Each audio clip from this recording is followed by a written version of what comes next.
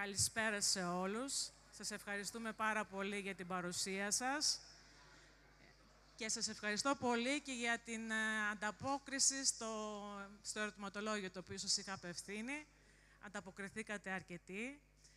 Τα ερωτήματα τα οποία θέσατε τα έχει λάβει υπόψη του ο κύριος Μπουσδούνης, οπότε θα δοθούν οι απρέπουσες απαντήσεις.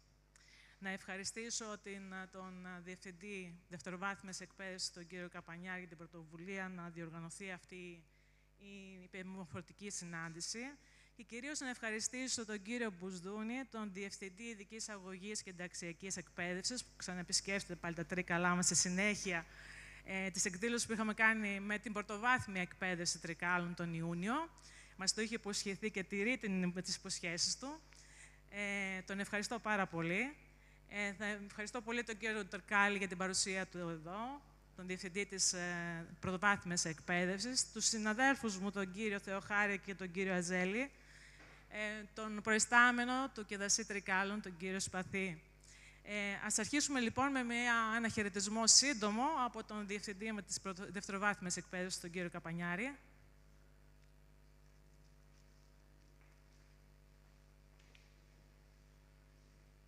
Κύριε Διευθυντά της Πρωτοβάθμιας, κύριοι Σύμβουλοι, κύριοι Διευθυντές, αγαπητοί εκπαιδευτικοί, αγαπητέ κύριε Μπουσδούνη, είναι μεγάλη μας τιμή που είστε σήμερα εδώ και είναι πάρα πολύ σημαντικό άνθρωποι που ασκούν αυτό το έργο στο Υπουργείο να επισκέπτονται εμάς εδώ στην επαρχία.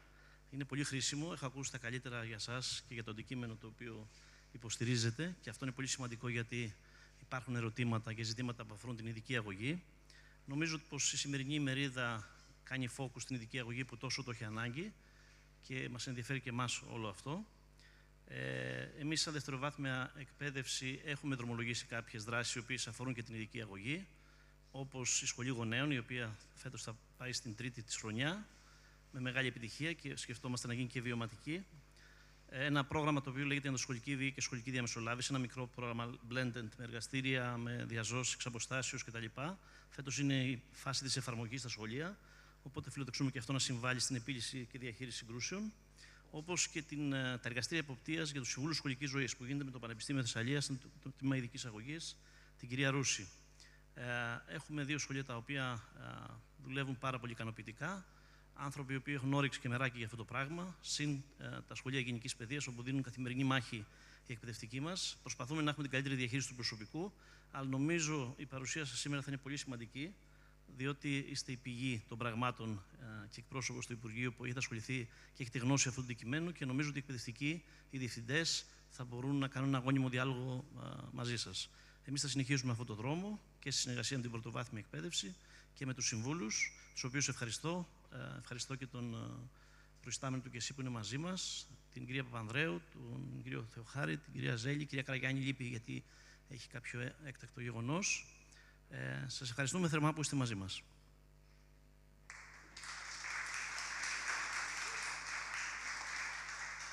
Κύριε Σπαθή, θέλετε να απευθύνετε ένα χαιρετισμό?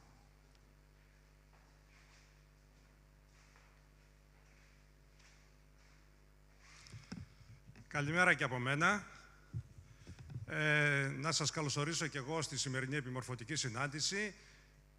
Μαζί μας βέβαια έχουμε και τον Διευθυντή της Ειδικής Αγωγής του Υπουργείου, τον κύριο Μπουσδούνη. Τον ευχαριστούμε για την παρουσία του εδώ σήμερα. Είναι η δεύτερη φορά που έρχεται για να παρευρεθεί σε ενημερωτικές και επιμορφωτικά σεμινάρια. Αυτό κάτι σημαίνει, κύριε Διευθυντά, ότι έχετε αγαπήσει πολύ τα Τρίκαλα και σας θέλουμε βέβαια κοντά μας, να έρχεστε συχνά. Σας χρειαζόμαστε. Ήθελα να πω ότι το σύνθημα για την εκπαίδευση τον 19ο αιώνα ήταν περισσότερη εκπαίδευση για τους μη έχοντες και μη γνωρίζοντες. Το σύνθημα για την εκπαίδευση τον 20ο αιώνα ήταν ακόμη περισσότερη εκπαίδευση για τους μη έχοντες και μη γνωρίζοντες. Και το σύνθημα για την εκπαίδευση τον 21ο αιώνα, τον αιώνα που διανύουμε, είναι προσβάσιμη και ποιοτικότερη εκπαίδευση για όλους. Αυτό το σύνθημα καλούμαστε όλοι, συνεργαζόμαστε να υλοποιήσουμε, να το κάνουμε πράξη, τόσο εσείς από την πλευρά δηλαδή των σχολικών μονάδων, όσο και εμείς ως υποστηριζόμενη υπηρεσία από την πλευρά του ΚΕΔΑΣΥ, γιατί οι μαθητές μας σήμερα δεν είναι το ίδιο όπως παλιότερα.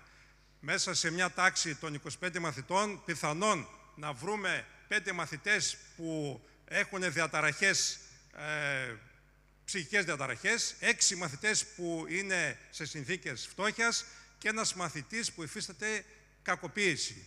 Επίσης, τα τελευταία χρόνια έχουν αυξηθεί, την τελευταία δηλαδή 20 ετία, έχουν αυξηθεί οι διαταραχές των μαθητών της τάξεως του 20%.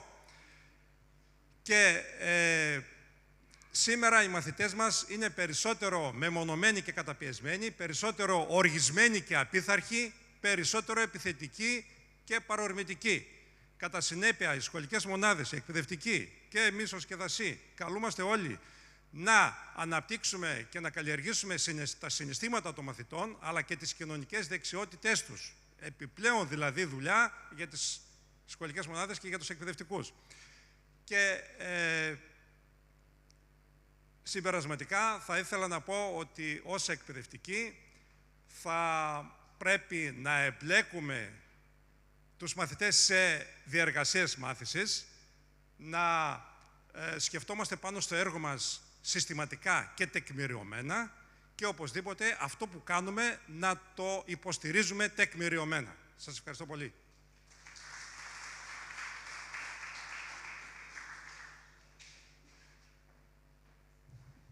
Κύριε Μποσδούνη, τώρα ο λόγος σε εσάς.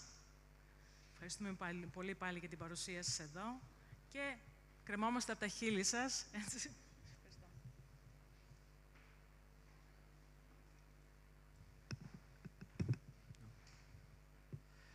Καλημέρα. Εγώ ευχαριστώ πάρα πολύ για την πρόσκληση και την τιμή να είμαι κοντά σας και να μπορέσουμε να αλληλεπιδράσουμε σήμερα για να αλληλοενημερωθούμε για πράγματα που μας αφορούν όλους μας. Αξιότιμε Διευθυντή της Δευτεροβάθμιας Εκπαίδευσης, αξιότιμε Διευθυντή της Πρωτοβάθμιας Εκπαίδευσης, αξιότιμε Προϊστάμενο του ΚΕΔΑΣΗ, αξιότιμες κυρίες και κύριοι σύμβουλοι εκπαίδευσης, αγαπητοί συνάδελφοι, γιατί εκπαιδευτικός είμαι και εγώ, συνάδελφος είμαι, δεν έχω μια θέση μόνιμη στο Υπουργείο, αλλά η προσπάθειά μας είναι μέσα από την εμπειρία μας και από τη θέση του ο καθένας μας να μπορέσουμε να κάνουμε το καλύτερο για την εκπαίδευση των μαθητών μας. Να πω ότι θα κάνω μια μικρή παρουσίαση, την οποία ίσως τη συντομεύσω ακόμη περισσότερο, κυρίως για να μπορέσουμε να μιλήσουμε, να αλληλεπιδράσουμε για να έχουμε καλύτερα αποτελέσματα.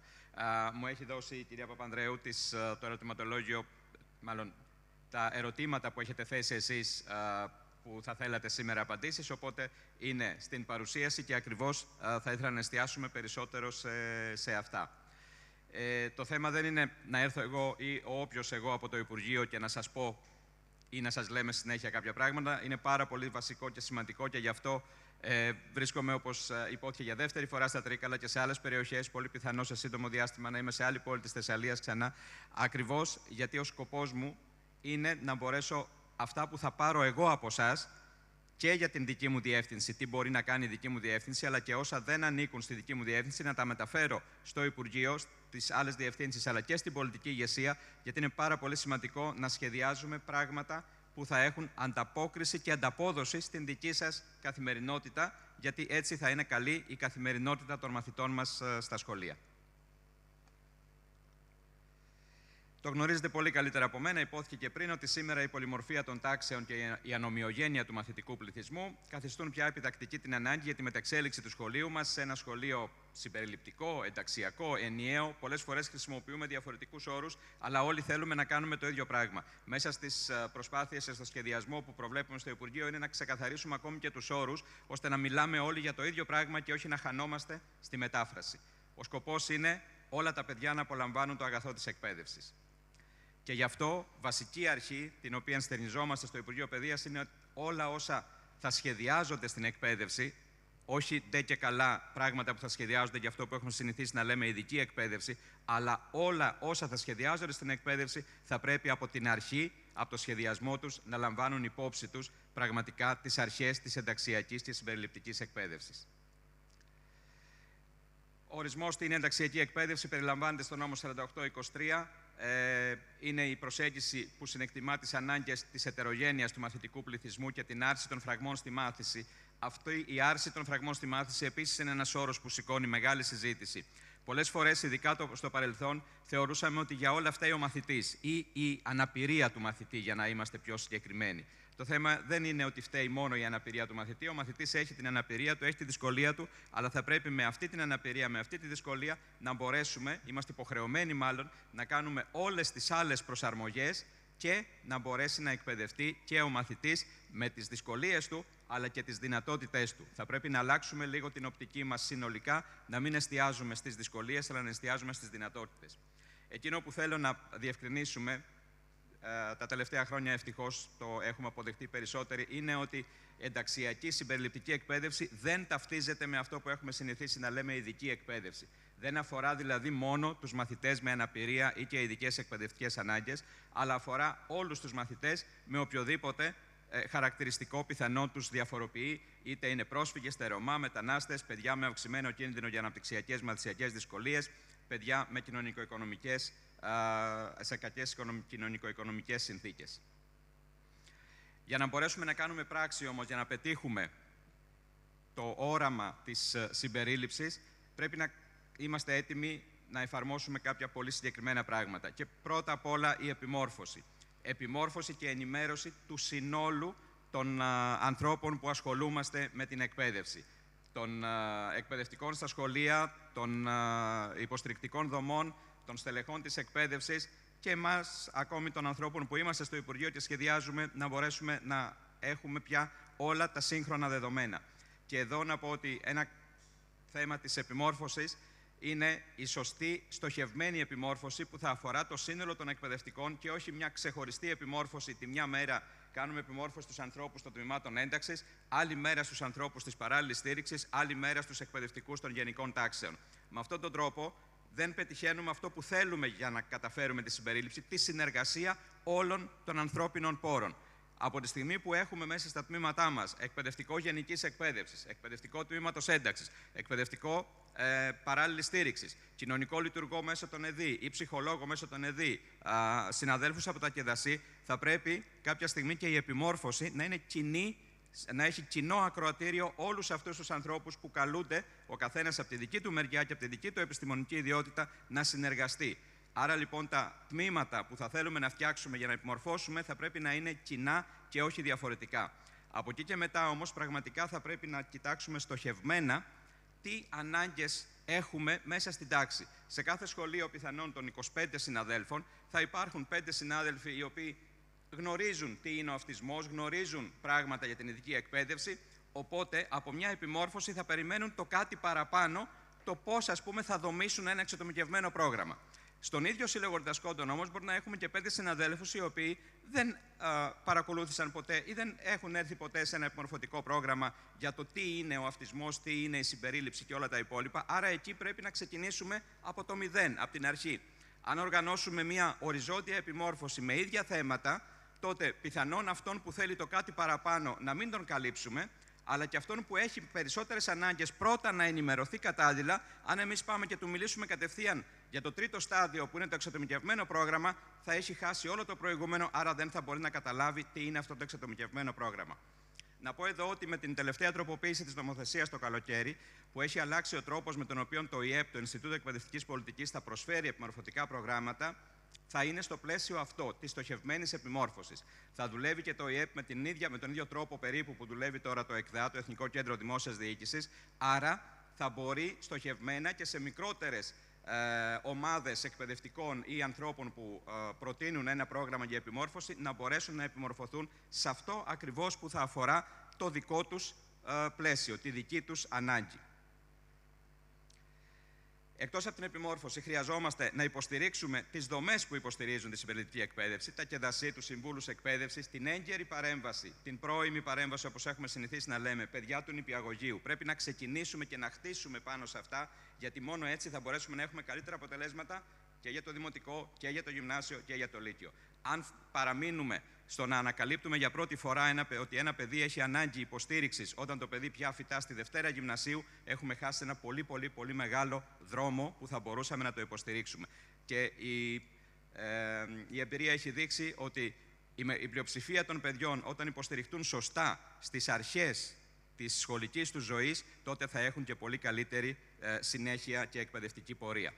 Συνεργατική κουλτούρα και διεπιστημονική συνεργασία. Έχουμε πλέον στα σχολεία μας και ευτυχώς και ψυχολόγους και κοινωνικούς λειτουργούς.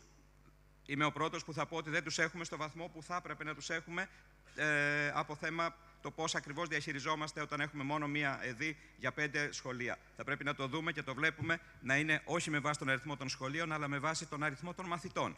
Είναι διαφορετικό να έχω 5 σχολεία των 50 μαθητών και διαφορετικό να έχω 5 σχολεία των 200 ή των 250 μαθητών.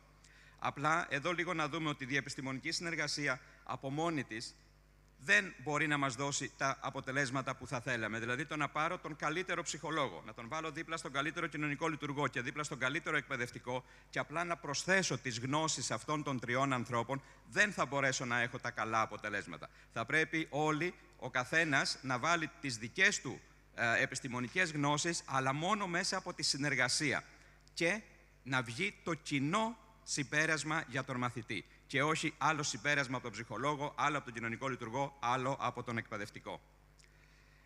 Είπα και πριν ότι τα προηγούμενα χρόνια εστιάζαμε πολύ στον ίδιο το μαθητή. Θα πρέπει να δούμε και όλα τα υπόλοιπα της εκπαίδευσής μας. Αναλυτικά προγράμματα μπορούν όντως να μας βοηθήσουν στη διαφοροποίηση της διδασκαλίας για να μπορέσουμε να υποστηρίξουμε όλους τους μαθητές μας και στις διαδικασίες αξιολόγησης των αναγκών. Λίγο εδώ θα πρέπει να αλλάξουμε την κουλτούρα μας. Η αξιολόγηση δεν θα πρέπει να είναι το τέλος των ενεργειών μας για το μαθητή, αλλά το ακριβώς ανάποδο. Θα πρέπει να είναι η αρχή. Η αξιολόγηση δεν έχει σκοπό να μας δώσει μία ταμπέλα και να πούνε ότι ο Γιάννης ο Μπουσδούνης έχει αυτισμό, έχει 67% αναπηρία, άρα του δίνω ένα επίδομα που το βαφτίζω παράλληλη στήριξη και τέλειωσα. Ή πολύ περισσότερο, έχει δυσλεξία, του δίνω ένα χαρτί δυσλεξίας και πάει προφορικές εξετάσεις και δεν ασχολούμαι μαζί του εάν θα μάθει, δεν θα μάθει. Άρα λοιπόν η αξιολόγηση θα πρέπει να αλλάξει, να μην είναι το τέλος της ανασχόλησής μας, αλλά να είναι ακριβώς η αρχή. Αυτή που θα μας δώσει στοιχεία πώς θα υποστηρίξουμε το μαθητή. Η προφορική εξέταση από μόνη της δεν σημαίνει ότι λύνει τα πάντα στον μαθητή. Ακόμα και η προφορική εξέταση που ξεκινάει ίσως από την 3η γυμνασίου για το μαθητή μας και φτάνει στις πανελλαδικές και δεν έχει εκπαιδευτεί πώς θα μπορέσει να αποδώσει στην προφορική εξέταση, η εμπειρία έχει δείξει ότι σε πολλούς μαθητές λειτουργεί δυστυχώς τελικά αρνητικά και όχι θετικά. Σίγουρα η ηγεσία στα σχολεία από τους διευθυντές των σχολείων, διευθυντές εκπαίδευσης, προϊσταμένους και όλους τους υπόλοιπους και πολιτικές και νομοθεσία που αφορούν το Υπουργείο Παιδείας. Την αλλαγή κουλτούρας που είπα και πριν. Δεν υπάρχουν μαγικές συνταγές και λύσεις που με ένα μαγικό ραβδάκι από τη μια στιγμή θα περάσουμε στην επόμενη, θα ανοίξουμε μια πόρτα και θα περάσουμε στο επόμενο στάδιο. Αν υπάρχει μια μαζική λέξη, είναι μόνο η συνεργασία. Συνεργασία με όλους. Αναβάθμιση και στήριξη των ενταξιακών θεσμών. Εδώ θα μείνω στα 2 τελευταία, στους 2 βασικούς ενταξιακούς θεσμούς που έχουμε, τα τμήματα ένταξης και την παράλληλη στήριξη. Το καθηκοντολόγιο τους και των 2 έρχεται από το 2007, όταν ο νόμος της ειδικής εκπαίδευσης είναι του 2008. Άρα προηγείται το καθηκοντολόγιο του νόμου. Είναι λίγο οξύμορο αυτό. Γι' αυτό έφτασε πια και ο καιρός πραγματικά να επικαιροποιήσουμε και το καθηκοντολόγιο για να μπορέσει να ανταποκριθεί στις σημερινές ανάγκες. Όταν φτιάχτηκε το καθηκοντολόγιο το 2007, είχα πολύ λίγες παράλληλες στηρίξεις. Τότε δηλαδή, επειδή ήμουνα στα τότε ΚΔΑΗ, είχαμε την πρώτη χρονιά 100 σε όλη τη χώρα. Σήμερα, μόνο στην πρωτοβάθμια και μόνο για την πρώτη φάση, είχαμε 19.600 αιτήματα. Την τελευταία πενταετία ειδικά έχουν διπλασιαστεί. Άρα λοιπόν έχουν αλλάξει συνθήκες, πρέπει να αλλάξουμε το καθηκοντολόγιο, πρέπει να αλλάξουμε τον τρόπο συνεργασίας μέσα στα σχολεία μας. Παρ' όλα αυτά, η περιβόητη συνεργασία που ανέφερα και πριν περιλαμβάνεται και σε αυτό το παλιό καθηκοντολόγιο. Όταν λέει λοιπόν ότι για την υλοποίηση του εξατομικευμένου προγράμματος που θα σχεδιάσει ο εκπαιδευτικός της παράλληλης στήριξης, συνεργάζεται με όλους. Με το διευθυντή του σχολείου, με τους υπεύθυνους εκπαιδευτικούς του τμήματος και όχι με έναν εκπαιδευτικό, αλλά με όλους τους εκπαιδευτικούς που διδάσκουν στο τμήμα που βρίσκεται ο μαθητής μας. Βέβαια, στην δευτεροβάθμια εκπαίδευση κυρίως, να πω ένα θέμα που μας δημιουργεί δυσκολίες περισσότερο στην επαγγελματική εκπαίδευση, στα ΕΠΑΛ, αλλά και στους μαθητές με προβλήματα ακοής ή προβλήματα όρασης. Όταν με το υπάρχον σύστημα μπορούμε να προσλάβουμε και στα τμήματα ένταξης, αλλά και στην παράλληλη στήριξη, μόνο 3 ειδικότητες, φιλολόγους, μαθηματικούς και φυσικούς. Αυτό στο σχεδιασμό του Υπουργείου έχουμε ξεκινήσει την προετοιμασία, ώστε τουλάχιστον στα επαγγελματικά λύκεια να μπορούμε να έχουμε ανθρώπους που θα υποστηρίζουν τον μαθητή μας μέσα στα εργαστήρια, και όχι μόνο έναν φιλόλογο που θα κάνει το μάθημα της έκθεσης στη Δευτέρα Επαγγελματικού Λυκείου και μετά δεν θα μπορεί να κάνει κάτι άλλο. Άρα, να μην είναι ο καθηγητής που υποστηρίζει μόνο στο γνωστικό αντικείμενο, αλλά να είναι εκπαιδευτικός που θα υποστηρίξει το μαθητή ολόπλευρα στην καθημερινότητά του μέσα στο σχολείο. Αντίστοιχα, το παιδί με προβλήματα ακοής δεν βρίσκεται στην τάξη μας μόνο στη γλώσσα και στα μαθηματικά και στη φυσική, αλλά βρίσκεται σε όλες τα μαθήματα. Θα πρέπει λοιπόν να σχεδιάσουμε έναν τρόπο και να του δώσουμε την υποστήριξη εκεί πραγματικά που έχει ανάγκη, σε όλο δηλαδή το ωράριό του που βρίσκεται στο σχολείο. Λίγο να μείνουμε σε αυτό εδώ που υπάρχει στο καθηκοντολόγιο του εκπαιδευτικού παράλληλης στήριξης, ότι υλοποιούν το εξατομικευμένο πρόγραμμα μέσα και έξω από την τάξη και είναι συνολικά υπεύθυνοι για όλες τις δραστηριότητες της σχολικής ζωής του μαθητή. Αυτή η διατύπωση δεν σημαίνει ότι ο εκπαιδευτικός της παράλληλης πρέπει να πάρει τον μαθητή μας από το χεράκι από το πρωί και να τον κρατήσει με αυτό το χεράκι μέχρι το μεσημέρι και να τον παραδώσει, ας πούμε, στην εξώπορτα να φύγει. Αλλά είναι συνολικά υπεύθυνος για τη δημιουργία του εξατομικευμένου προγράμματος του μαθητή μας. Ο μαθητής μας στο διάλειμμα δεν είναι υπόθεση ενός ανθρώπου μόνο. Είναι υπόθεση του σχολείου και η εκπαίδευσή του, αλλά και η παραμονή του στο σχολικό πλαίσιο. Άρα, ο εκπαιδευτικός της παράλληλης, σαν ο εκπαιδευτικός της ειδικής εκπαίδευσης που έχει στο ρόλο του να σχεδιάσει εξατομικευμένο πρόγραμμα, θα το σχεδιάσει με τη συνεργασία και όλων των υπολείπων εκπαιδευτικών του σχολείου, ώστε να μπορέσει να υποστηριχτεί ο μαθητής ανεξάρτητα από το αν θα τον έχει ντε και καλά από το χεράκι ο εκπαιδευτικός μας ή όχι. Σε πολλές περιπτώσεις, δυστυχώς, ο εκπαιδευτικός παράλληλης αναγκάζεται, να το πω έτσι απλά, να μην παίζει παιδαγωγικό ρόλο, αλλά ρόλο παιδονόμου. Επειδή πολλές φορές οι μαθητές μας με αναπηρία ή που έχουν παράλληλη στήριξη έχουν και δυσκολίες στη συμπεριφορά τους, οπότε δίνουμε στον εκπαιδευτικό της παράλληλης ή στον εκπαιδευτικό της ειδικής εκπαίδευσης αυτόν τον μαθητή να τον έχει συνέχεια από κοντά. Ουσιαστικά τι κάνουμε? Δημιουργούμε σε αυτόν τον μαθητή ένα δεύτερο ομφάλιο λόρο. Τον πήραμε από τη μαμά του στην ηλικία των 4 ετών, του δώσαμε μια παράλληλη στον νηπιαγωγείο και αυτή η παράλληλη συνεχίζει δημοτικό, γυμνάσιο και φτάνει στην 3η λυκείου. Ο μαθητής μας μπορεί γνωστικά τελικά να τα καταφέρει και να μπει στο πανεπιστήμιο. Χωρίς παράλληλη τι θα κάνει? Τι θα κάνει στη ζωή του χωρίς μια παράλληλη συνέχεια δίπλα του? Άρα, ο βασικός σκοπός της παράλληλης είναι να εκπαιδεύσει το μαθητή και στην αυτονόμησή του. Πολύ ειδική αγωγή λέμε στην αρχή, να το πω έτσι απλά, αλλά σιγά σιγά αποτραβιέμαστε για να μπορέσει ο μαθητής να συνεχίσει. Αλλιώς δεν έχουμε πετύχει το στόχο μας. Αν κρατήσουμε το μαθητή μας δέσμιο αυτής της αλληλεξάρτησης πάντα, δεν έχουμε πετύχει αυτά που θα θέλαμε.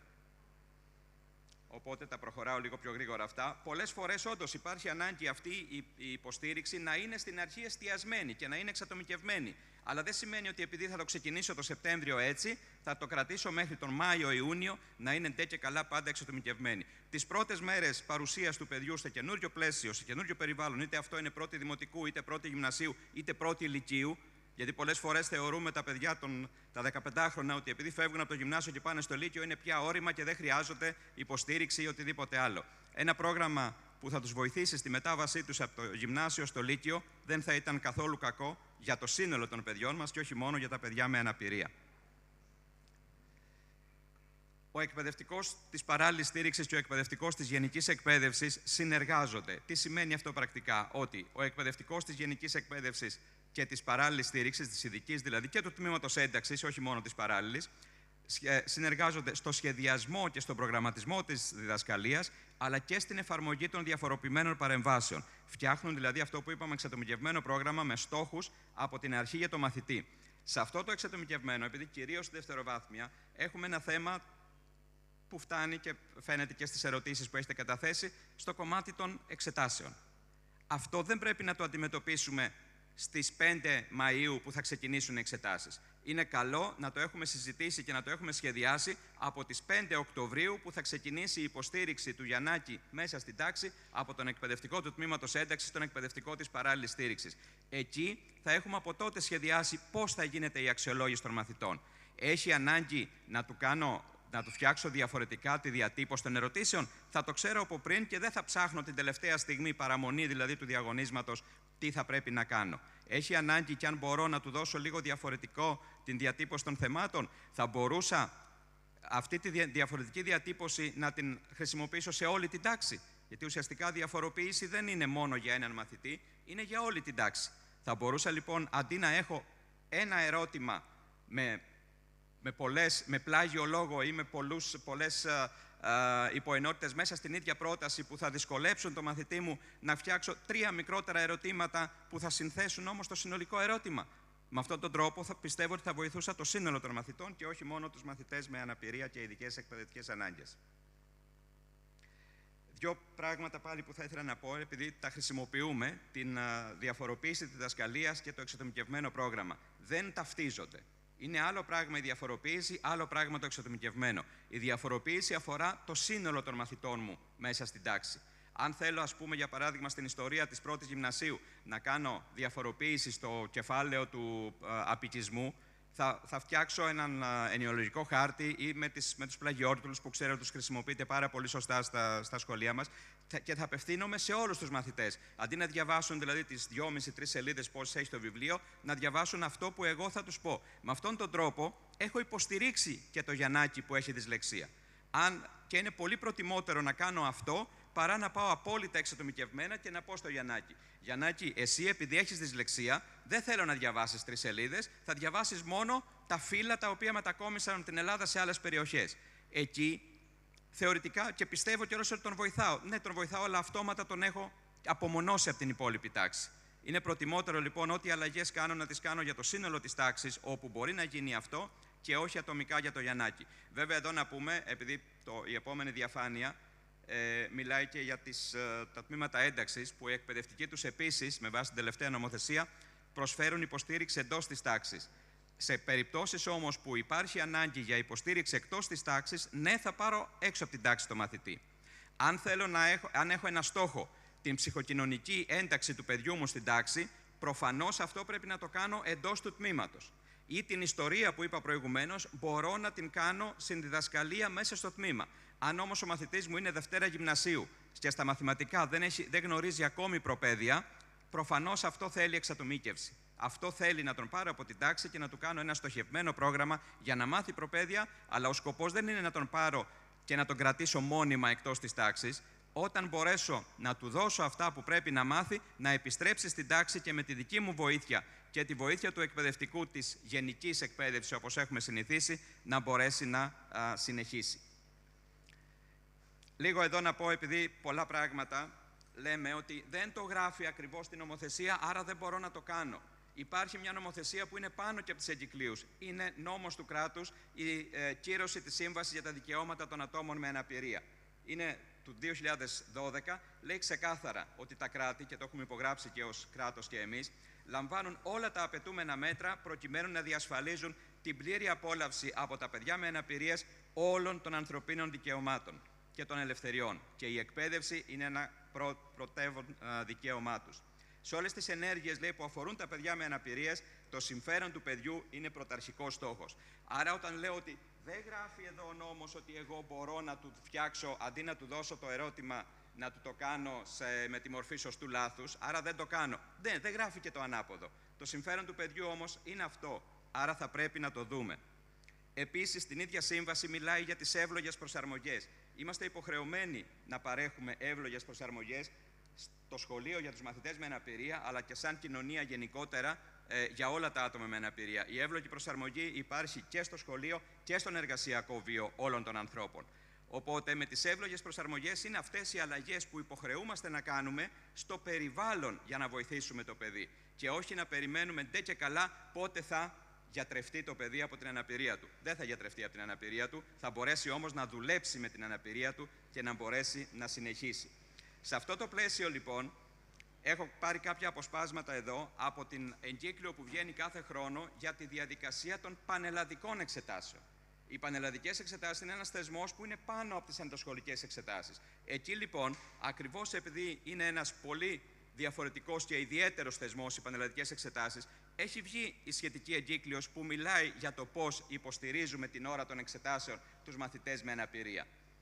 Γιατί δεν έχει βγει μια αντίστοιχη εγκύκλιο και για τις ενδοσχολικές εξετάσεις? Γιατί στις ενδοσχολικές εξετάσεις βλέπουμε, δεν πρέπει να τους δούμε όλους στο ίδιο πάλι οριζόντιο επίπεδο, όπως είπα και πριν. Αλλά θα πρέπει να δούμε τις ατομικές και τις ενδοατομικές διαφορές των μαθητών μας στο σχολείο.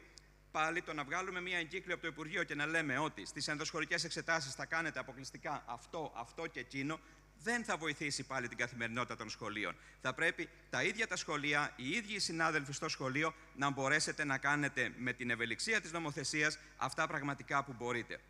Για παράδειγμα, λέει λοιπόν ότι στις πανελλαδικές εξετάσεις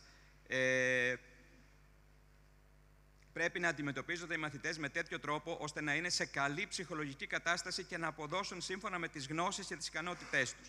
Και η αξιολόγηση, για παράδειγμα στις προφορικές δοκιμασίες, συνιστά μια διαφοροποιημένη προσέγγιση και ο σκοπός της είναι αποκλειστικά να τους μαθητές. Στις πανελλαδικές εξετάσεις, τα παιδιά που εξετάζονται στα κέντρα αυτά έχουν το δικαίωμα και ζητούν από τον επιτηρητή τους και αυτός έχει την υποχρέωση να τους διαβάσει τα θέματα. Δεν θα τους δώσει την απάντηση. Απλά όταν ο μαθητής μέσα στη δυσκολία του είναι ότι δεν μπορεί να διαβάσει και να κατανοήσει σωστά ένα τεράστιο κείμενο της μισής σελίδας, ο επιτηρητής και εμείς ως εκπαιδευτικοί έχουμε την υποχρέωση, αυτή είναι η εύλογη προσαρμογή που θα του παρέχουμε. Προσέξτε, εδώ να πω ότι δεν πρέπει να κάνουμε νήξεις για την απάντηση. Θα διαβάσουμε το κείμενο σαν ηθοποιοί, πραγματικά για να το ακούσει και να τον βοηθήσει στην κατανόηση. Αυτό, εάν δεν μπορεί και δεν προλαβαίνει όντως να το κάνει ο εκπαιδευτικός του τμήματος, είναι και μέσα στο ρόλο που μπορεί να αναλάβει την ώρα των εξετάσεων να το κάνει ο εκπαιδευτικός της ένταξης ή ο εκπαιδευτικός της παράλληλης στήριξης. Προσέξτε, προβλέπεται και στις πανελλαδικές ότι ο εκπαιδευτικός της παράλληλης είναι την ώρα που ο μαθητής ετοιμάζεται μαζί του. Δεν του παρέχει όμως, νομίζω είναι σε επόμενη διαφάνεια,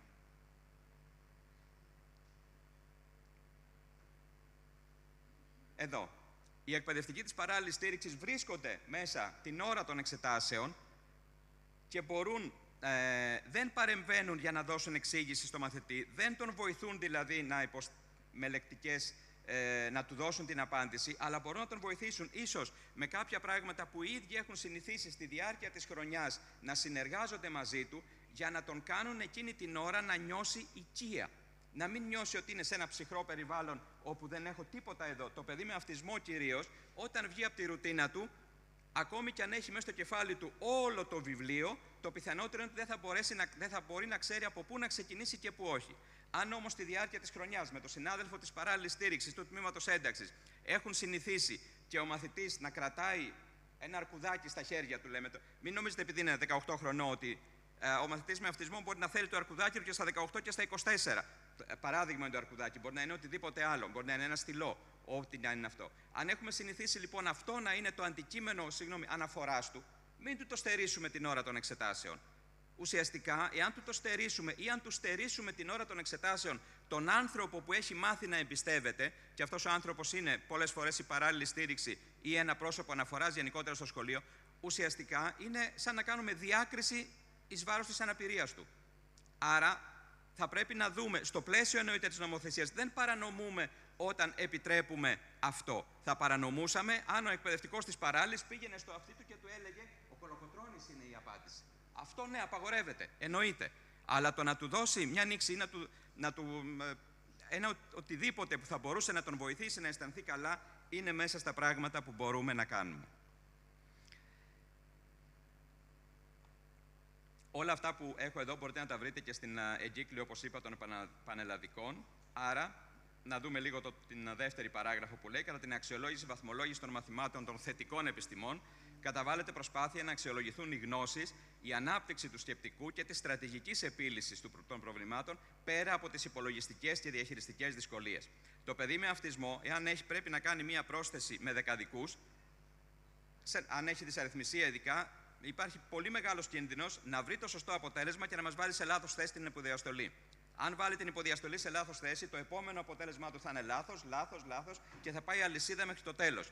Αν σταθώ στο τελικό αποτέλεσμα, είναι σίγουρο ότι θα χάσει την ερώτηση όλη. Να ψάξουμε όμως να βρούμε όλη τη διαδικασία σκέψης. Και αν η δυσκολία του ήταν μόνο στο ότι έβαλε λάθος την υποδιαστολή και άρα έβγαλε λάθος αποτέλεσμα, μην του δώσουμε να χάσει όλη την ερώτηση, αν το σκεπτικό του και αυτό που ενήργησε ήταν όπως θα έπρεπε να ενεργήσει. Θα μπορούσαμε επίσης, για να τους βοηθήσουμε, έχουμε μαθητές είτε με μαθησιακές δυσκολίες είτε με διαταραχή ελλειμματικής προσοχής, που πολλές φορές η μεγάλη τους δυσκολία είναι η συγκέντρωση εντός χρόνου. Θα μπορούσαμε να τους επιτρέψουμε την ώρα των εξετάσεων να έχουν μια κλεψίδρα μαζί τους. την οποία θα συμβουλεύονται για να ξέρουν ότι δεν περνάει ο χρόνος και να μπορούν να διατυπώσουν τις απαντήσεις τους. Και το τελευταίο που γράφεται επίσης στην εγκύκλιο και το λέμε, επισημαίνεται ότι η ιδιαίτερη αντιμετώπιση των μαθητών που εξετάζονται δεν συνιστά σε καμία περίπτωση επίοικη αξιολόγηση ή άλλης μορφής ιδιαίτερη μεταχείριση, αλλά σκοπεύει μόνο στην παροχή δυνατότητας να εξωτερικεύσουν τις γνώσεις, τις οποίες λόγω της δυσκολίας τους αδυνατούν να εξωτερικεύσουν με τον γραπτό λόγο ή με αυτό που έχουμε συνηθίσει. Οπότε, αυτό ήταν η δική μου παρουσίαση. Στη συνέχεια θα κάνετε και άλλα ερωτήματα. Απλά τώρα έχω εδώ τα ερωτήματα που ήδη μου δόθηκαν, που είχατε καταθέσει, οπότε θα τα προχωρήσουμε απαντώντας σε αυτά τα ερωτήματα και στη συνέχεια, με μεγάλη χαρά, να ακούσω και άλλα ερωτήματα και άλλες παρατηρήσεις σας. Σε όσα μπορώ να απαντήσω, θα απαντήσω. Όσα είναι να τα μεταφέρω στην Αθήνα και στο Υπουργείο Παιδείας γενικότερα, θα τα μεταφέρω. Ένα ερώτημα λοιπόν είναι αν προτίθεται το Υπουργείο Παιδείας να εκδώσει επίσημη οδηγία, ώστε οι μαθητές να μην κατανέμονται απλά σε αντίστοιχες τάξεις, αλλά να κατανέμονται σε ομάδες ανάλογα με το είδος, τη σοβαρότητα των ειδικών εκπαιδευτικών αναγκών, με συνέπεια να πολλαπλασιάζονται οι απαιτούμενες ώρες διδασκαλίας στα βασικά μαθήματα. Αν κατάλαβα καλά, εννοείται το ότι το σύστημα που υπάρχει αυτή τη στιγμή στη δευτεροβάθμια εκπαίδευση κυρίως είναι ότι οι μαθητές κατανέμονται υποχρεωτικά σε τμήματα με βάση το επώνυμό τους. Αν θα μπορούσε αυτό. Ναι. Ναι.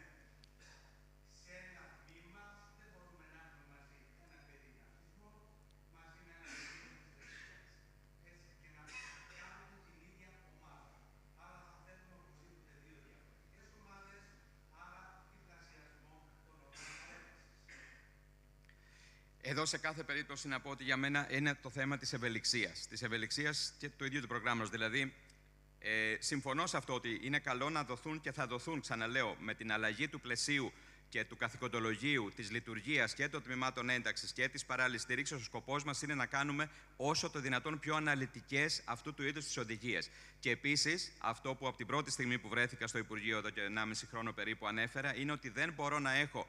Αυτή τη στιγμή οι οδηγίες είναι ίδιες. Είτε μιλάμε για τμήμα ένταξης νηπιαγωγείου, είτε μιλάμε για τμήμα ένταξης λυκείου. Άρα ο σκοπός μας και ο σχεδιασμός μας θα προβλέπει διαφορετικές, διαφοροποιημένες οδηγίες. Εντάξει, οι βασικές αρχές είναι ίδιες. Αλλά είναι διαφορετικό το αναλυτικό πρόγραμμα του νηπιαγωγείου, διαφορετικό του γυμνασίου και διαφορετικό του λυκείου. Έχετε την Τράπεζα Θεμάτων, μου έχετε και ερώτηση παρακάτω. Άρα σίγουρα χρειαζόμαστε να δούμε αυτή την ευελιξία που είπα, πώς θα τη θεσμοθετήσουμε όσο το δυνατόν καλύτερα, για να μπορεί να κρίνει το σχολείο και οι υποστηρικτικές δομές τι είναι καλύτερο. Δεν θα ήθελα όμως να την κάνουμε πάλι παγιωμένη. Δηλαδή να πούμε ότι σε κάθε περίπτωση τους χωρίζουμε ή σε κάθε περίπτωση τους βάζουμε μαζί. Γιατί μπορεί να έχω ακόμα και 2 παιδιά που να έχουν ολόιδια αξιολογική έκθεση από το ΚΕΔΑΣΥ, γιατί έχουν τα ίδια πράγματα σαν δυσκολίες, έχουν δυσλεξία, έχουν δυσκολία στην κατανόηση, δυσκολία στην εκφορά ίσως ή στην διατύπωση, οτιδήποτε άλλο. Στην καθημερινότητα όμως είναι σίγουρο ότι θα έχουν διαφοροποιημένες ανάγκες. Άρα θα πρέπει να μας κατευθύνει περισσότερο σε αυτό η λειτουργικότητα των μαθητών μας. Και θα πρέπει εδώ να εμπιστευτούμε και τους εκπαιδευτικούς μας στο σχολείο και τις υποστηρικτικές δομές μας και μέσα από αυτή τη συνεργασία να γίνει το καλύτερο. Αυτό που εγώ λέω ότι θα κάνουμε θα είναι να δώσουμε ένα πλαίσιο που θα δίνει πραγματικά την δυνατότητα στα σχολεία και στις υποστηρικτικές δομές να φτιάχνουν για τον κάθε μαθητή, είτε ατομικά είτε ως ομάδα, ό,τι καλύτερο θα μπορούσαμε να του παρέχουμε.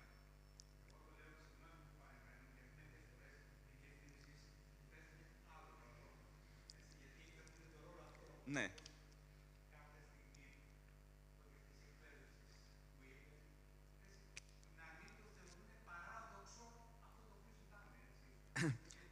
Αυτό, συμφωνώ απόλυτα. Θα πω μόνο εδώ όμως ότι θα πρέπει όλοι μας να το δούμε πραγματικά ρεαλιστικά. Γιατί και στην νομοθεσία μας έχουμε όντως πράγματα που μας βοηθούν σε αυτό το κομμάτι, αλλά μερικές φορές το παρακάνουμε. Κάπως έτσι. Ένα τέτοιο παράδειγμα είναι τα μικρά τμήματα των 3 μαθητών στα σχολεία της ειδικής εκπαίδευσης. Προφανώς και το λέει ο νομοθέτης και καλά κάνει και το λέει σε εξαιρετικές περιπτώσεις, αλλά φτάνουν σε εμάς κάποιες περιπτώσεις όπου όλοι οι μαθητές του σχολείου θα πρέπει να είναι σε τριμελές τμήμα. Εντάξει, το καταλαβαίνουμε ότι όλα τα παιδιά με αναπηρία σίγουρα έχουν τις διαφορές τους, αλλά δεν μπορούμε να τους χαρακτηρίσουμε και όλους εξαιρετική περίπτωση. Είναι σαν να του λέμε ότι ξέρεις κάτι. Εσύ έχεις αναπηρία, εκεί θα μείνεις και εγώ εδώ έχω την νομοθεσία μου και πορεύομαι και πάω παρακάτω. Πρέπει να είναι ευέλικτο. Εγώ θα συμφωνήσω σε αυτό που λέτε, αλλά να είμαστε όλοι με την έννοια της καλής διαχείρισης των πόρων, όχι στο πλευρό της εξοικονόμησης. Εγώ είμαι άνθρωπος ειδικής αγωγής και το είπα από την πρώτη στιγμή και στο Υπουργείο ότι οι προτάσεις μου δεν έχουν σχέση με την οικονομική εξοικονόμηση, αλλά με την πραγματική απόδοση της προστιθέμενης αξίας αυτού του θεσμού που έχω στα σχολεία. Αν πίστευα λοιπόν ότι η παράλληλη στήριξη ένας προς έναν, δηλαδή αυτό που είπα πριν από το χεράκι, ήταν το καλύτερο, θα πρότεινα και εγώ να προσλαμβάνουμε συνέχεια 50.000 εκπαιδευτικούς παράλληλους. Παιδαγωγικά δεν είναι το καλύτερο. Δεν είναι μόνο θέμα εξοικονόμησης χρημάτων, αλλά είναι πραγματικά τι πρέπει να κάνουμε για τους μαθητές μας. Όχι, δεν πειράζει. Εντάξει. Δεύτερη ερώτηση. Στα νέα αναλυτικά προγράμματα, πέρα από τις γενικές κατευθύνσεις αναμάθημα για παιδιά με ειδικές εκπαιδευτικές ανάγκες, να υπάρχει πρόνοια σε ειδικές παρεμβάσεις, αναγνωστικό αντικείμενο, κεφάλαιο, πειραματικές δραστηριότητες, θα ήταν καλό μια υπόμνηση προς το ΙΕΠ. Να πω ότι τα καινούργια αναλυτικά προγράμματα από τη μαμά τους, αν μου επιτρέπετε ο όρος, φτιάχτηκαν, ήταν μια από τις προϋποθέσεις, δηλαδή από τις προδιαγραφές τους για να γίνουν αποδεκτά από το ΙΕΠ με τις αρχές δηλαδή του πώς μπορεί να γίνει η διαφοροποίησή τους και η διαφοροποίηση της δασκαλίας. Και αυτό βοηθάει με το γεγονός ότι δεν θα έχουμε ένα βιβλίο. Δηλαδή, εμείς σαν εκπαιδευτικοί θα πρέπει να στεκόμαστε στο αναλυτικό πρόγραμμα, στο οποίο μπορούμε να κάνουμε τις διαφοροποιήσεις μας και γι' αυτό ακριβώς θα μπορούμε να επιλέξουμε και διαφορετικό βιβλίο. Τα βιβλία δεν θα είναι αυτά που θα μας κατευθύνουν στο τι θα διδάξουμε, αλλά θα είναι το αναλυτικό πρόγραμμα με τις δικές μας, με τη δική μας βοήθεια και υποστήριξη μέσα στο σχολείο. Ακόμα και αν έχω δηλαδή το πρώτο βιβλίο της γλώσσας ή το δεύτερο βιβλίο της γλώσσας που θα ανέβει στη σελίδα του ΙΕΠ και θα μπορώ να το παραγγείλω στο σχολείο, θα έχω την δυνατότητα να διδάξω από το πρώτο βιβλίο της γλώσσας που το έχω παραγγείλει το πρώτο, δεύτερο, τρίτο, τέταρτο κεφάλαιο, αλλά το πέμπτο κεφάλαιο, αν είναι καλύτερα γραμμένο σε άλλο βιβλίο, να μπορώ να το διδάξω και από εκεί. Άρα να μπορούμε να κάνουμε αυτές τις διαφοροποιήσεις. Και συμπληρωματικά σε όλο αυτό, το ΙΕΠ θα κάνει και πρόγραμμα για την διαφοροποίηση των αναλυτικών προγραμμάτων στο πλαίσιο των μαθητών με αναπηρία ή και ειδικές εκπαιδευτικές ανάγκες. Μέχρι τώρα, από το σελίδα, και σας το λέω, μπορείτε να την επισκεφτείτε, τη σελίδα προσβάσιμο του ΙΕΠ, έχει πλούσιο υλικό για τους μαθητές με αναπηρία. Και για τα παιδιά με αυτισμό και κοινωνικές ιστορίες και για τη δευτεροβάθμια εκπαίδευση έχει. Απλά το καινούριο πρόγραμμα του προσβάσιμου που σχεδιάζεται τώρα θα έχει όντως πολύ περισσότερα πράγματα για τη δευτεροβάθμια εκπαίδευση. Έχουν ήδη φτιαχτεί όλα τα βιβλία του Δημοτικού για την ώρα μέχρι την Τετάρτη Δημοτικού, έχουν μεταγραφεί με τη μέθοδο Easy to Read, όπως λέγεται, που είναι μια μέθοδος η οποία απλοποιεί το κείμενο, δεν το αλλάζει, δεν αλλάζει δηλαδή τη φιλοσοφία του κειμένου, δεν είναι άλλο κείμενο, είναι το ίδιο κείμενο, απλά το απλοποιεί είτε με μικρότερες προτάσεις, είτε με μικρές αλλαγές συνώνυμων λέξεων, για να γίνει ευκολότερα κατανοητό. Στο ίδιο πλαίσιο, η συνέχεια του προσβάσιμο θα προχωρήσει και για την δευτεροβάθμια εκπαίδευση. Δηλαδή, δυσνόητα κείμενα ή κείμενα των 3 σελίδων να μπορούν να γίνονται πιο εύπεπτα, πιο κατανοητά από τους μαθητές μας με αναπηρία. Επειδή ήμουνα στην ομάδα της Τετάρτης Δημοτικού, όταν πήγαμε να τα δώσουμε στους συναδέλφους, να τα δείξουν στους μαθητές τους και να δουν στο σχολείο πώς ανταποκρίνονται, οι περισσότεροι μας είπαν ότι μια χαρά ανταποκρίθηκαν στο σύνολο της τάξης και όχι μόνο στο μαθητή με νοητική που είχα μέσα στην τάξη. Γιατί συνολικά βοηθούν στην καλύτερη κατανόηση. Προτίθεται το Υπουργείο Παιδείας σε συνεργασία με συμβούλους ειδικής αγωγής ή συμβούλους που έχουν την παιδαγωγική ευθύνη σχολείων με τμήματα ένταξης να υλοποιήσει πιλωτικά υποδειγματικές διδασκαλίες με αντικείμενο τη συνεκπαίδευση και τη συνδιδασκαλία. Μέσα στο πλαίσιο που σας είπα του γενικότερου προγράμματος ενημέρωσης και επιμόρφωσης, προφανώς και μπορούν να γίνουν και αυτά. Όχι τόσο, εμένα δεν μου αρέσει τόσο πολύ η λέξη δειγματική, αλλά να γίνουν συνεργατικά πώς μπορούμε να κάνουμε καλύτερη την διδασκαλία μας. Και από την εμπειρία μου επίσης σε σχολεία έχω δει ότι πολλές φορές είναι καλό όταν παρακολουθούμε αρχικά την διδασκαλία του συναδέλφου στο διπλανό τμήμα και αυτό στην δική μας και μετά συνεργαζόμαστε και κάνουμε μια κοινή διδασκαλία. Έχει γίνει πειραματικά και έχει δουλέψει, δηλαδή στην αρχή βέβαια χρειάζεται εδώ στο να ανοιχτούμε όλοι στην συνεργασία. Παρακολουθήσαμε τη διδασκαλία του διπλανού τμήματος τον συνάδελφο μαθηματικό, μετά ήρθε αυτό στο δικό μας τμήμα, τη δική μας διδασκαλία και στη συνέχεια από κοινού σχεδιάσαμε μια καινούργια διδασκαλία, στην οποία προφανώς και συμμετέχει και ο σύμβουλος εκπαίδευσης και ο διευθυντής του σχολείου και οποιοδήποτε άλλος.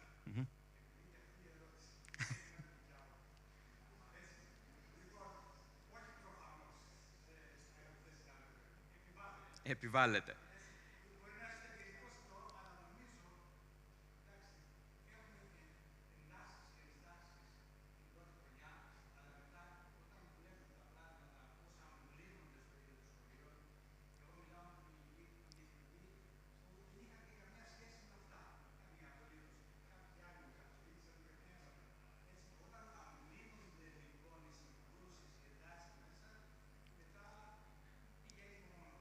Συμφωνώ απόλυτα και χαίρομαι πάρα πολύ που το λέτε, γιατί να προχωρήσω λίγο τη σκέψη του συναδέλφου, ότι μερικές φορές αυτό που μας μοιάζει πολύ σαν όγκος να το κάνουμε σήμερα, τον Σεπτέμβριο του 2024, για να υποστηρίξουμε, να δούμε πώς θα συνεργαστούμε, πώς θα σκεφτούμε, τι άλλο μπορεί να κάνουμε.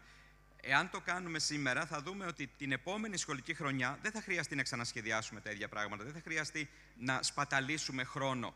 Θα κάνει καλύτερη την καθημερινότητά μας και πολύ περισσότερο αν μέσα σε αυτό το πλαίσιο της συνεργασίας και των δειγματικών διδασκαλιών, όπως το αναφέρετε εδώ, με όποιο τρόπο αποφασίσουμε να τις κάνουμε, θα δούμε ότι μπορεί να είναι μια παραπάνω δουλειά τώρα, αλλά θα μας βοηθήσει, γιατί θα έχουμε μια καλύτερη σχολική χρονιά με τους μαθητές μας με αναπηρία. Δεν θα προλάβουμε δηλαδή τις δύσκολες αντιδράσεις τους. Άρα, στο τέλος, ωφελημένοι θα βγούμε όλοι. Και οι μαθητές με αναπηρία, αλλά και εμείς, γιατί δεν θα χρειάζεται να πηγαίνουμε πάντα κατασταλτικά ή με έναν πυροσβεστήρα να λύνουμε τα όποια θέματα δημιουργούνται. Θα μπορούμε να τα δούμε από πριν.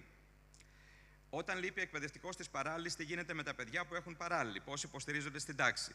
Αυτό στο πλαίσιο που είπαμε και προηγουμένως, ότι με βάση το εξατομικευμένο πρόγραμμα, προφανώς και κάποιες μέρες μπορεί είτε η εκπαιδευτικός παράλληλης, είτε ο σχολικός νοσηλευτής που επίσης έχουμε στα σχολεία μας, να αρρωστήσει, να απουσιάσει. Αυτό που το έχω σε μια τελευταία διαφάνεια και θα το προτείνω, είναι ότι τα σχολεία μας, με τον ίδιο τρόπο που κάθε χρόνο φτιάχνουμε το μνημόνιο ενεργειών σε περίπτωση σεισμού ή σε περίπτωση άλλου φυσικού κινδύνου, φυσικής καταστροφής, όταν έχουμε συγκεκριμένες περιπτώσεις στο σχολείο μας, θα ήταν καλό να φτιάξουμε από πριν και ένα μικρό σχέδιο αντιμετώπισης ξαφνικών καταστάσεων. Το να έχω έναν μαθητή με δύσκολη συμπεριφορά, που όταν φεύγει το πρόσωπο αναφοράς που είναι η παράλληλη στήριξη, ο μαθητής αποδιοργανώνεται, θα μπορούσαμε λοιπόν από την αρχή να δώσουμε και ένα δεύτερο πρόσωπο αναφοράς σε αυτό το μαθητή, που μπορεί να είναι ο καθηγητής της τάξης, μπορεί να είναι ο γυμναστής, επειδή με αυτόν έχει περισσότερη οικειότητα ο ίδιος. Άρα, σε περιπτώσεις λοιπόν που απουσιάζει το πρώτο πρόσωπο αναφοράς, να υπάρχει ένα δεύτερο πρόσωπο αναφοράς. Επίσης, ένα άλλο παράδειγμα. Οι μαθητές με αυτισμό ξέρουμε ότι αντιστέκονται στις αλλαγές και στις ξαφνικές αλλαγές. Αν πρέπει να πάμε μια εκδρομή ή αν μια μέρα μας λείπουν οι εκπαιδευτικοί που έχει συνηθίσει να δει, ξέρει ότι την πρώτη ώρα της Δευτέρας εγώ βλέπω την κυρία Παναγιωτοπούλου, η οποία μου κάνει αρχαία. Μια Δευτέρα το πρωί όμως η κυρία Παναγιωτοπούλου, επειδή έχει αρρωστήσει, δεν θα πάει στο σχολείο. Είναι καλό να έχουμε συζητήσει από πριν ως σχολείο ποιος θα μιλήσει στον μαθητή με αυτισμό ότι ξέρεις, δεν θα έρθει η κυρία Παναγιωτοπούλου στην τάξη. Θα αφιερώσουμε 2 λεπτά να του μιλήσουμε και όταν θα πάει ο κύριος Παπαδόπουλος, ας πούμε, στην τάξη αντί για την κυρία Παναγιωτοπούλου, ο μαθητής θα ξέρει ότι δεν θα τον δει ξαφνικά μπροστά του και θα αποδιοργανωθεί. Θα το γνωρίζει από πριν, οπότε αυτό θα μας βοηθήσει στην υπόλοιπη μέρα. Αν ο μαθητής με αυτισμό, δεν μου αρέσει να χρησιμοποιώ τον όρο, αλλά να το πω κάπως έτσι, βρεθεί σε κρίση από τις 8 η ώρα το πρωί, τότε θα είναι όλη μέρα και η δική του, αλλά και η δική μας πολύ δύσκολη. Μήπως λοιπόν γνωρίζοντας τις καθημερινές ανάγκες του κάθε μαθητή μας, σε αυτές τις περιπτώσεις και κυρίως των μαθητών που υποστηρίζονται από παράλληλη στήριξη, έχουμε εμείς δημιουργήσει ένα πλαίσιο από πριν, στο οποίο να προλάβουμε τις δύσκολες καταστάσεις. Ή σε αυτό το μνημόνιο ενεργειών που είπα πριν, έχουμε μαθητή που υποστηρίζεται από σχολικό νοσηλευτή. Είναι μαθητής με διαβήτη. Μια μέρα λείπει ο σχολικός νοσηλευτής. Δεν είναι καλό ως σχολείο να ξέρουμε από πριν ότι όταν λείπει ο σχολικός νοσηλευτής, αν τυχόν και ο μαθητής μας εξαιτίας της πάθησής του λιποθυμήσει ή πάθει οτιδήποτε άλλο, να πούμε, όπως λέμε και στο σεισμό, ότι εσύ κατεβάζεις το διακόπτη, εσύ πας στον πυροσβεστήρα, να πούμε ότι ο κύριος Πέτρος παίρνει τηλέφωνο την οικογένεια, ο κύριος Γιώργος παίρνει τηλέφωνο το 166, Η κυρία Ασπασία παίρνει το μαθητή και τον βάζει σε ένα μέρος όπου θα μπορεί να είναι μόνος του και να είναι ήσυχος. Και όχι να τρέχουμε εκείνη την ώρα και να λέμε: όχι, ποιος θα πάρει τηλέφωνο εδώ, όχι, πάρε εσύ και όλα τα υπόλοιπα. Βοηθάει λοιπόν μια τέτοια διαδικασία να την έχουμε προσέξει από πριν, για να αντιμετωπίσουμε ακόμα και τέτοιες μικρές, δύσκολες καθημερινές καταστάσεις. Τι γίνεται στα διαλύματα, ποιος έχει την ευθύνη με διάγνωση των παιδιών με διάγνωση. Εδώ να πω ότι αυτό που είπα και πριν στην παρουσίασή μου, ότι μπορεί να αναφέρεται ότι ο εκπαιδευτικός της παράλληλης είναι υπεύθυνος για το εξατομικευμένο πρόγραμμα του παιδιού. Δεν σημαίνει ότι είναι υπεύθυνος να μην κάνει κάτι ο μαθητής μας στο διάλειμμα. Στο διάλειμμα είμαστε όλοι όσοι είμαστε εφημερία. Και για τους μαθητές τους 150 που είναι χωρίς παράλληλη και για τον έναν που έχει την παράλληλη. Ο εκπαιδευτικός της παράλληλης, όσο υπάρχει ανάγκη να μας φτιάξει το εξατομικευμένο πρόγραμμα και στο πλαίσιο του εξατομικευμένου προγράμματος να είναι μαζί μας στο διάλειμμα, ναι, προφανώς και να είναι μαζί μας στο διάλειμμα. Αλλά όχι να τον βάλουμε δίπλα του σαν ένα φύλακα του παιδιού με παράλληλη. Ούτε το παιδί το βοηθάμε να κοινωνικοποιηθεί σιγά-σιγά στο σχολείο. Προφανώς και είναι δύσκολη η κοινωνικοποίησή του. Δεν υπάρχει αυτοματοποίηση. Αν δεν ήταν δύσκολη, δεν θα μας χρειαζόταν να του δώσουμε παράλληλη. Άρα, όλοι οι μαθητές είναι ευθύνη του σχολείου συνολικά. Και η εφημερία είναι απόφαση του Συλλόγου Διδασκόντων. Άρα, και ο μαθητής με παράλληλη στο διάλειμμα δεν μπορεί να είναι σε μόνιμη βάση μόνο κομμάτι του εκπαιδευτικού της παράλληλης. Θα πρέπει να γίνει κομμάτι του σχολείου, όπως είναι και όλοι οι μαθητές. Στις διαγνώσεις που διαβάζουμε, τα παιδιά με μαθησιακές ή με αυτισμό προτείνεται να εξετάζονται με διαφορετικό τρόπο σε σχέση με τους μαθητές τους. Η επίσημη νομοθεσία όμως δεν επιτρέπει διαφοροποιήσεις στα θέματα που μπαίνουν σε διαγωνίσματα και στις τελικές εξετάσεις. Τι ισχύει? Εδώ θα συμφωνήσω ότι δυστυχώς έχουμε δύο νομοθεσίες. Κακώς, αλλά τις έχουμε. Θέλω να πιστεύω ότι από την επόμενη σχολική χρονιά δεν θα έχουμε δύο διαφορετικές νομοθεσίες. Θα μπορέσουμε να τις ενώσουμε και να είναι μία και συγκεκριμένη. Στο πλαίσιο όμως που ανέφερα και πριν, ότι το συμφέρον του παιδιού είναι αυτό που προηγείται, όχι να του κάνουμε τόσο χαριστικά, δηλαδή πώς δίνουμε ένα 2 € στον άνθρωπο που ζητιανεύει, να δώσουμε και στο παιδί με δυσλεξία ή με αυτισμό μια προφορική εξέταση και να του βάλουμε το 10 να πάει στην επόμενη τάξη χωρίς να τον εκπαιδεύσουμε. Αλλά να του παρέχουμε τις εύλογες προσαρμογές. Οπότε σε αυτό το πλαίσιο η δυνατότητα να διαφοροποιήσω τη διατύπωση των θεμάτων νομίζω ότι δεν απαγορεύεται έτσι κι αλλιώς. Άρα, αντί να δώσω ένα κείμενο 3 γραμμών που μέσα θα έχει μια κύρια πρόταση, μια δευτερεύουσα, δεύτερη δευτερεύουσα, τρίτη δευτερεύουσα, δίνω 4 διαφορετικές προτάσεις. Και του ζητάω να απαντήσει σε αυτό. Χωρίς, εννοείται, όπως είπα και πριν, αυτές οι προτάσεις να κάνουν νήξη στην απάντηση. Μπορώ να δώσω στο σύνολο της τάξης μου. Γιατί να δώσω πάντα θέματα ανάπτυξης και να μην δώσω και θέματα πολλαπλών επιλογών? Δεν είναι αυτό χαριστικό ούτε για τον δικό μου μαθητή της παράλληλης ίσως, με δυσλεξία ή με αυτισμό, ούτε και για την υπόλοιπη τάξη. Σε εξαιρετικές περιπτώσεις, βέβαια, στην νομοθεσία σας λέει ότι μπορούν ακόμη να είναι και λίγο διαφορετικά τα θέματα όταν υπάρχει, πώς τον λέει η νομοθεσία, αποχρόν λόγος, αν θυμάμαι καλά. Δεν μπορούμε να το κάνουμε αυτό κατεστημένο και σε κάθε περίπτωση να λέμε αποχρόν λόγος, δηλαδή θα φτάσουμε στην άλλη άκρη. Αλλά αν πραγματικά υπάρχει μια τέτοια περίπτωση μαθητή που θα συμφωνήσουμε όλοι, όχι στο πλαίσιο της διαμάχης, ο εκπαιδευτικός της ειδικής να λέει α, ο εκπαιδευτικός της γενικής να λέει ω, αλλά στο πλαίσιο της συνεργασίας. Είναι να βάλουμε το συμφέρον του παιδιού σαν ανάγκη και όχι χαριστικά. Το ξαναλέω. Οπότε αυτή η συνεργασία επιβάλλεται από την αρχή. Το ότι έχουμε τον εκπαιδευτικό της παράλληλης στο σχολείο, τον εκπαιδευτικό του τμήματος ένταξης, για να υποστηρίξει τους μαθητές και την ώρα της εξέτασης τον βγάζουμε έξω, δεν είναι ό,τι καλύτερο. Με την έννοια ότι προφανώς και εμείς είμαστε αυτοί που έχουμε την ευθύνη του αναλυτικού προγράμματος, σίγουρα, αλλά μέσα σε αυτή την ευθύνη να συνυπολογίσουμε και όλα τα υπόλοιπα. Ξαναλέω όμως, μην φτάσουμε στην άλλη άκρη και μετά το κάνουμε ότι ναι, να έρθει εδώ και δώσ' του την απάντηση, πες του την απάντηση να τελειώνουμε. Όχι, δεν λέμε κάτι τέτοιο. Λέμε μέσα στο πλαίσιο που θα μπορεί όντως να είναι εύλογη προσαρμογή και όχι χαριστική διάθεση. Το έχουμε συζητήσει και με τη Διεύθυνση Σπουδών Δευτεροβάθμιας. Στον ανασχεδιασμό της νομοθεσίας γενικότερα θα δίνονται οι καλύτερες κατευθύνσεις για το πώς αυτή η συνεργασία θα μπορεί να γίνει πράξη στην καθημερινότητα και εκεί που τώρα σε πολλές περιπτώσεις είναι πεδίο αντιπαράθεσης, να είναι πεδίο σύμπνοιας για να είμαστε όλοι και καλυμμένοι αλλά και σίγουροι ότι κάνουμε το σωστό. Τι ισχύει με τη διαφοροποίηση των θεμάτων στις εξετάσεις, απαντήθηκε και αυτό προηγούμενα. Και τώρα, για το ποιος αποφασίζει για τα θέματα. Συνεργασία είναι, συνάδελφοι. Η λέξη είναι συνεργασία. Δεν θα πω εγώ, επειδή εγώ είμαι ο ειδικός, θα έρθω να σου πω εσένα τι θα βάλεις.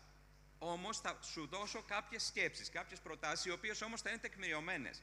Και ο εκπαιδευτικός της ειδικής εκπαίδευσης θα τεκμηριώνει το γιατί πρέπει ο Γιαννάκης ο Μπουσδούνης να πάρει τις προτάσεις, ακόμα και τη μορφή του κειμένου. Μίλησα προηγουμένως για τη μέθοδο easy to read. Εκτός των άλλων, δεν είναι απλά η απλοποίηση του κειμένου, αλλά είναι και η μικρότερη έκταση της πρότασης. Δεν ξεκινάει η πρόταση από την αρχή της σελίδας να φτάσει στο τέλος της σελίδας, αλλά ξεκινάει από την αρχή της σελίδας και στη μέση πηγαίνει από κάτω. Γιατί τα παιδιά με δυσλεξία πολλές φορές χάνονται όταν πρέπει να διαβάσουν μια μεγάλη πρόταση. Και φεύγει το μάτι και πάει στην τέταρτη λέξη αντί να πάει στη μικρή. Όσο μικρότερος είναι αυτός ο όγκος των γραμμάτων και των λέξεων που περιλαμβάνονται σε μια πρόταση, τόσο τους διευκολύνει. Δηλαδή, παλιότερα το λέγαμε ότι μετατρέπω όλα τα κείμενα σε μορφή ποίηματος. Και είναι μικρές προτάσεις η μία κάτω από την άλλη. Αυτό είναι μια διαφοροποίηση τεχνικής διατύπωσης των θεμάτων. Δεν θα αλλάξω οτιδήποτε άλλο. Άρα μπορούμε να το κάνουμε. Μιλάμε και στην διδασκαλία, αλλά ο εκπαιδευτικός της ειδικής αγωγής στη δευτεροβάθμια δεν έχει ακόμα θεσμοθετημένη συμμετοχή στη βαθμολόγηση των μαθητών που υποστηρίζει. Δεν είναι οξύμορο. Είναι στο ίδιο πνεύμα από αυτό που είπαμε και πριν. Σας ξαναλέω ότι ο σχεδιασμός μας είναι ότι στον όποιο ανασχεδιασμό γίνει, αυτό θα είναι περισσότερο εξειδικευμένο και θα μπορεί να γίνεται πράξη. Μέσα αυτό που έχουμε στα σχολεία είναι το εξατομικευμένο πρόγραμμα του μαθητή. Αν από την αρχή του σχεδιασμού του εξατομικευμένου προγράμματος συμφωνήσουμε ο εκπαιδευτικός της γενικής και ο εκπαιδευτικός της ειδικής ότι θα συμβαθμολογούμε στο τέλος, καλυπτόμαστε. Δεν θέλουμε ένα επιπλέον νομικό κείμενο να μας το πει. Αν μας ρωτήσει κανένας γιατί το έχουμε γράψει στο εξατομικευμένο πρόγραμμα από τις 4 του Οκτώβρη που φτιάξαμε το εξατομικευμένο πρόγραμμα, ότι ο μαθητής μας θα εκπαιδεύεται με αυτόν τον τρόπο, θα αναδιαμορφώνουμε το πρόγραμμά του με αυτόν τον τρόπο, θα αξιολογείται με αυτόν τον τρόπο. Και είμαστε όλοι και καλυμμένοι και υποστηρίζουμε το μαθητή μας. Είναι το ίδιο πράγμα, ακριβώς, για τους κανόνες. Είπαμε ότι θα δοθεί ένα γενικότερο πλαίσιο, αλλά θα είναι ένα πλαίσιο που θα βοηθάει εμάς στο σχολείο να συνεργαστούμε και όχι να διαφωνούμε. Μπορεί να χρησιμοποιήσουμε την ίδια νομοθεσία ο ένας για να υποστηρίξει το μαθητή και ο άλλος για να βάλει εμπόδια. Την ίδια νομοθεσία. Δεν μπορεί η ίδια νομοθεσία να ερμηνεύεται διαφορετικά. Ο σκοπός είναι σε κάθε περίπτωση το συμφέρον των μαθητών μας. Χωρίς, ξαναλέω, αυτό να γίνεται χαριστικά, αλλά οργανωμένα και συμφωνημένα από την αρχή. Και κάτι πιο ειδικό. Μήπως θα έπρεπε να ξεκαθαριστεί επιτέλους ο συνολικός αριθμός των μαθητών που μπορεί να υποστηριχτεί από ένα τμήμα ένταξης και να μην έχουμε το φαινόμενο της μερικής κάλυψης των αναγκών αυτών των μαθητών. Στο σχεδιασμό μας αυτό που προβλέπουμε είναι ότι η σταθερή εκπαιδευτική στο σχολείο, γιατί το τμήμα ένταξης είναι ο σταθερός εκπαιδευτικός. Η παράλληλη, δυστυχώς το λέω, αλλάζει κάθε χρόνο. Και ειδικά για τα παιδιά με αυτισμό, αλλά και για τα παιδιά με ερηματική προσοχή και για τα παιδιά με μαθησιακές δυσκολίες, δεν είναι ό,τι καλύτερο. Δηλαδή, αυτόματα τους δημιουργούμε εμείς, τους παίρνουμε αυτή την εύλογη προσαρμογή που τους δώσαμε τη μια χρονιά για να τους δώσουμε μια άλλη. Ο σκοπός μας λοιπόν είναι να έχουμε περισσότερα σταθερά πρόσωπα. Άρα, όποιος ανασχεδιασμός των ενταξιακών θεσμών μας θα είναι υπέρ της αύξησης των σταθερών προσώπων ειδικής εκπαίδευσης μέσα στα σχολεία μας. Για να μπορούν. Ναι.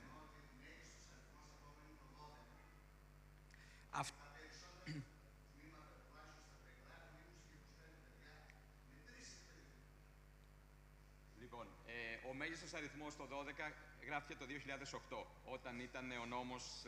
Από τότε μέχρι τώρα, ξαναλέω ότι τότε είχαμε το 1/10 των παιδιών, ούτε το 1/10, το 1/20 των παιδιών με αξιολογικές εκθέσεις και τώρα μπορεί να έχουμε και σε πολλές περιπτώσεις και το 30% μέσα σε ένα σχολείο.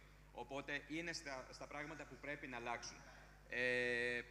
Το 12 μπήκε τότε, κυρίως αφορούσε τα τμήματα της πρωτοβάθμιας, γιατί καλώς ή κακώς από εκεί ξεκίνησε το τμήμα ένταξης και στη συνέχεια καλώς άνοιξε στη δευτεροβάθμια και εγώ είμαι από τους πρώτους που θα πω ότι Έχουμε λίγα τμήματα ένταξης στη δευτεροβάθμια, λίγα τμήματα ένταξης στην νηπιαγωγία. Άρα, οι προτάσεις προβλέπουν περισσότερες σταθερούς εκπαιδευτικούς σε νηπιαγωγία και δευτεροβάθμια. Και τα δημοτικά είναι σε ένα στάδιο, όχι ότι και αυτά είναι πάρα πολύ καλά, αλλά τουλάχιστον είναι καλύτερα από τη δευτεροβάθμια. Οπότε το πλαίσιο είναι αυτό. Και να μπορέσουμε να δούμε, να μην είναι, πώς να το πω, ο αριθμός των μαθητών σαν να τους βάζουμε σε ένα ξεχωριστό τμήμα. Γιατί ο σκοπός του τμήματος ένταξης δεν είναι να πάρω 12 μαθητές χώρια από την τάξη τους και με αυτούς να τους έχω από την αρχή της χρονιάς μέχρι τέλος με τίποτα. Αλλά να δούμε εστιασμένα πόσους και ποιους μπορεί να υποστηρίξει ο εκπαιδευτικός της ειδικής εκπαίδευσης που θα έχουμε εκεί.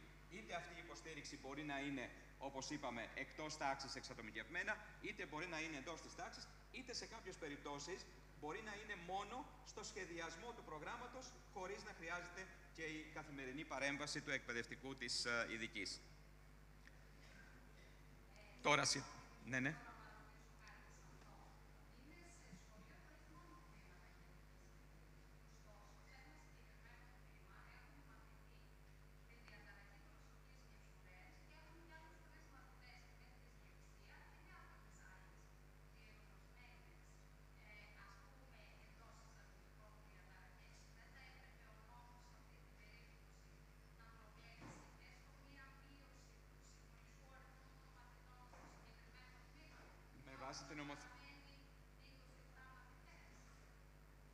Ναι, με βάση την νομοθεσία νομίζω ότι στα 25 στο δημοτικό και 27 συν πλην 10 στη δευτεροβάθμια μπορεί, δεν λέει να μειώνεται και καλά να φτιάχνετε δεύτερο τμήμα, αλλά αν υπάρχει δεύτερο τμήμα να γίνεται και μεταφορά των μαθητών. Εδώ θα πω αυτό που είπα και πριν. Δεν θα ήθελα να μείνουμε μόνο στο κουτάκι της αξιολογικής έκθεσης, αλλά να δούμε τη λειτουργικότητα των παιδιών μας μέσα στη τάξη. Δηλαδή, από μόνο του το ότι έχω 4 μαθητές με αυτισμό ή 4 μαθητές με ειδική μαθησιακή δυσκολία στο ίδιο τμήμα, ενώ στο άλλο τμήμα έχω μόνο έναν μαθητή με αυτισμό, μπορεί σε κάποιες περιπτώσεις να είναι πιο δύσκολη η εκπαίδευση στο τμήμα που έχω έναν μαθητή με αυτισμό και όχι στο τμήμα που έχω 4. Αυτό δεν θέλω, ότι προσπαθώ να υπεφεύγω της ερώτησης σας. Προφανώς και θα πρέπει σε κάθε περίπτωση να είναι το πρώτο πράγμα που θα λαμβάνουμε υπόψη μας οι αξιολογικές εκθέσεις όπως μας έρχονται, σωστά, και στη συνέχεια όμως να δούμε και τη λειτουργικότητα των μαθητών μας. Και ξαναλέω ότι ο σχεδιασμός στο πλαίσιο της παρουσίας περισσότερων συναδέλφων της ειδικής εκπαίδευσης, έναν επίσης σχεδιασμό που θα προβλέπει και μεγαλύτερη στήριξη από τις υποστηρικτικές δομές, δηλαδή τα ΚΕΔΑΣΥ, αντί που έχουμε να είναι όντως περισσότερες ώρες και περισσότερες μέρες στα σχολεία, πιστεύω ότι είναι μέσα στα πράγματα που θα βελτιώσουμε σιγά σιγά, κάνοντας σταθερά βήματα. Σίγουρα δεν μπορώ να σας υποσχεθώ ότι θα ανοίξουμε μια πόρτα και όλα θα λυθούν την άλλη μέρα. Απλά δεν είναι μόνο θέμα ποσοτικό. Θα πρέπει να συνδυάσουμε το ποσοτικό με το ποιοτικό σε κάθε περίπτωση. Ναι.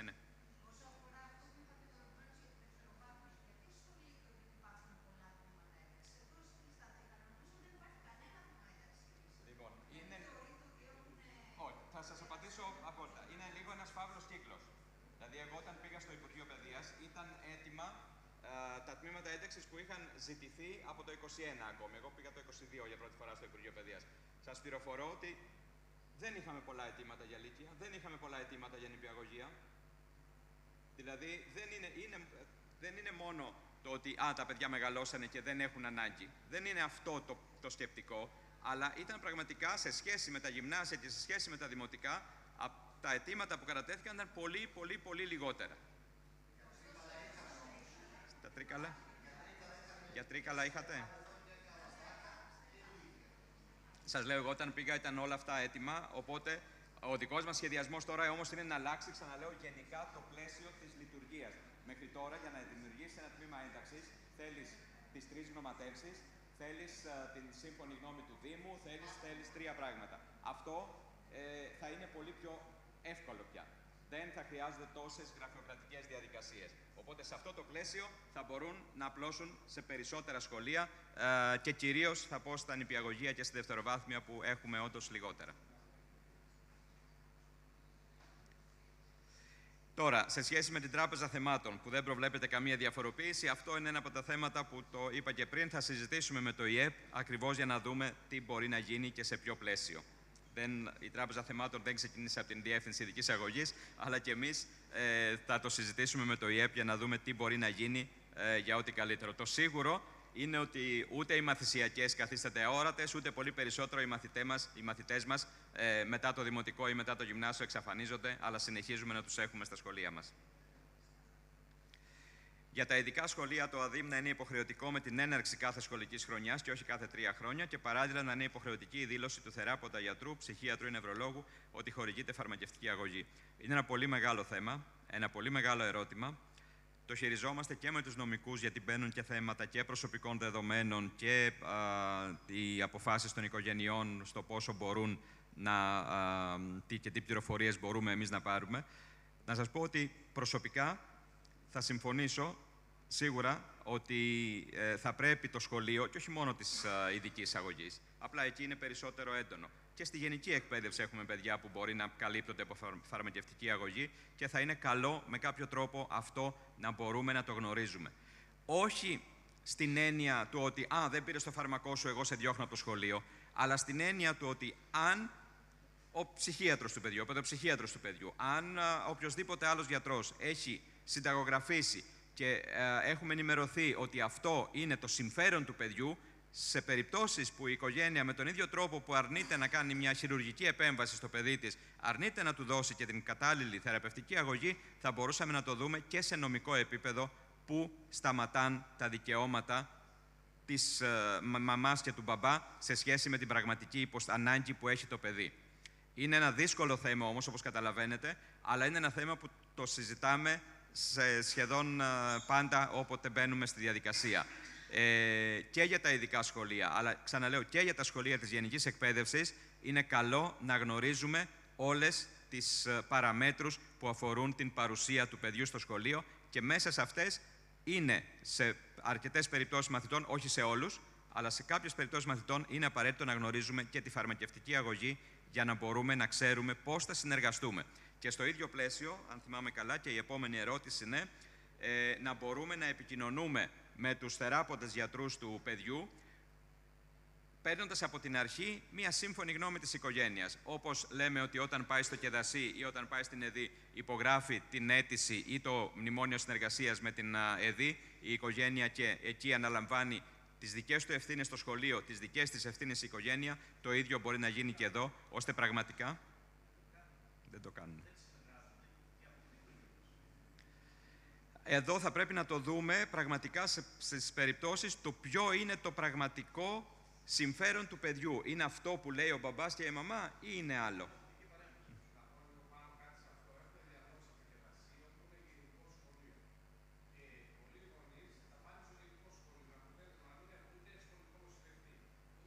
Ναι.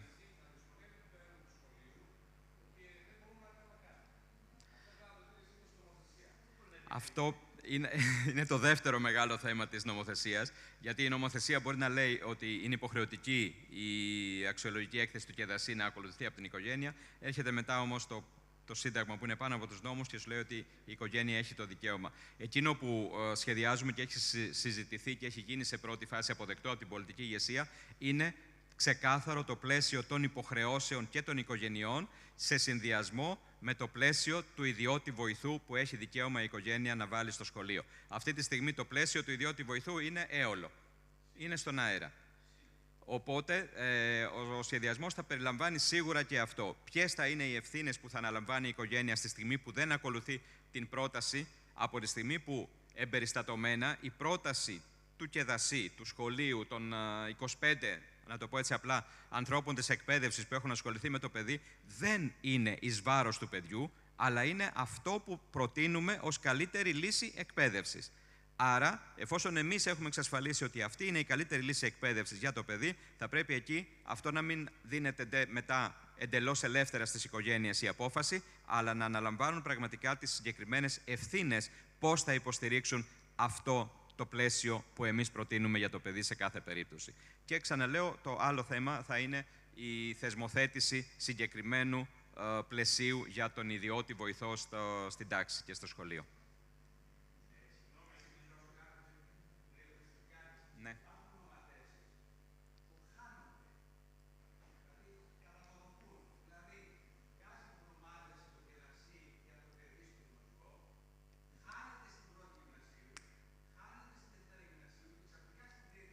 Εμφανίζεται. Αυτό έχουμε ξεκινήσει και θα λυθεί.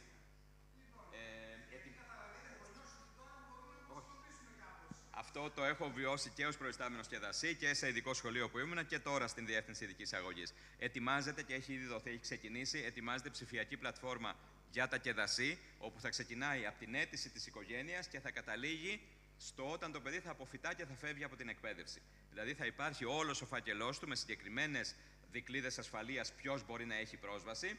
Στην αρχή θα έχει πρόσβαση, ας πούμε, το δημοτικό σχολείο στο οποίο βρίσκεται ο μαθητής, αλλά με το που θα πηγαίνει ο μαθητής, όπως πηγαίνει το απολυτήριό του στην δευτεροβάθμια, θα πηγαίνει και όλος ο φάκελος στη δευτεροβάθμια, όχι για κουτσομπολιό, όχι για να τον δουν και να τρομάξουν, αλλά για να τον δουν και να συνεχίσουν την εκπαίδευση από εκεί που έχει σταματήσει την προηγούμενη φορά. Αυτό, ναι, έχει ήδη ξεκινήσει και θα είναι σε σταθερή. Αν η οικογένεια, θα δούμε βέβαια για τα προσωπικά δεδομένα, αν η οικογένεια διαφωνήσει και δεν θέλει να υπάρχει αυτό, δεν θα έχει πάλι τις δυνατότητες της υποστήριξης και δεν θα μπορεί να σου το εμφανίσει ξαφνικά στην Δευτέρα Λυκείου. Εάν δεν το εμφανίσει στην ώρα του, δεν θα μπορεί να έχει πλεονεκτήματα όταν η ίδια η οικογένεια το αποφασίζει. Και επίσης εδώ να πω ότι έχουμε και έχουν φτάσει και τα γνωρίζουμε ότι υπάρχουν οικογένειες που ενώ σου καταθέτουν την αξιολογική έκθεση του ΚΕΔΑΣΥ, οι ίδιοι σου λένε ότι ξέρεις κάτι, στην καταθέτω να την έχεις, αλλά όχι, δεν θα την κάνω, ή όχι, διαφωνώ. Ή έρχεται το Σεπτέμβριο και σου λέει, μπορεί εδώ να γράφει προφορικές, αλλά εγώ δεν θέλω να τον εξετάσει προφορικά. Και όταν τον Φεβρουάριο πάρει ένα χαμηλό βαθμό, έρχεται και σου λέει, γιατί δεν τον εξέτασες προφορικά. Όλο αυτό μέσα από την πλατφόρμα και από τις δικλείδες ασφαλείας θα λυθεί. Θα είμαστε σταθεροί.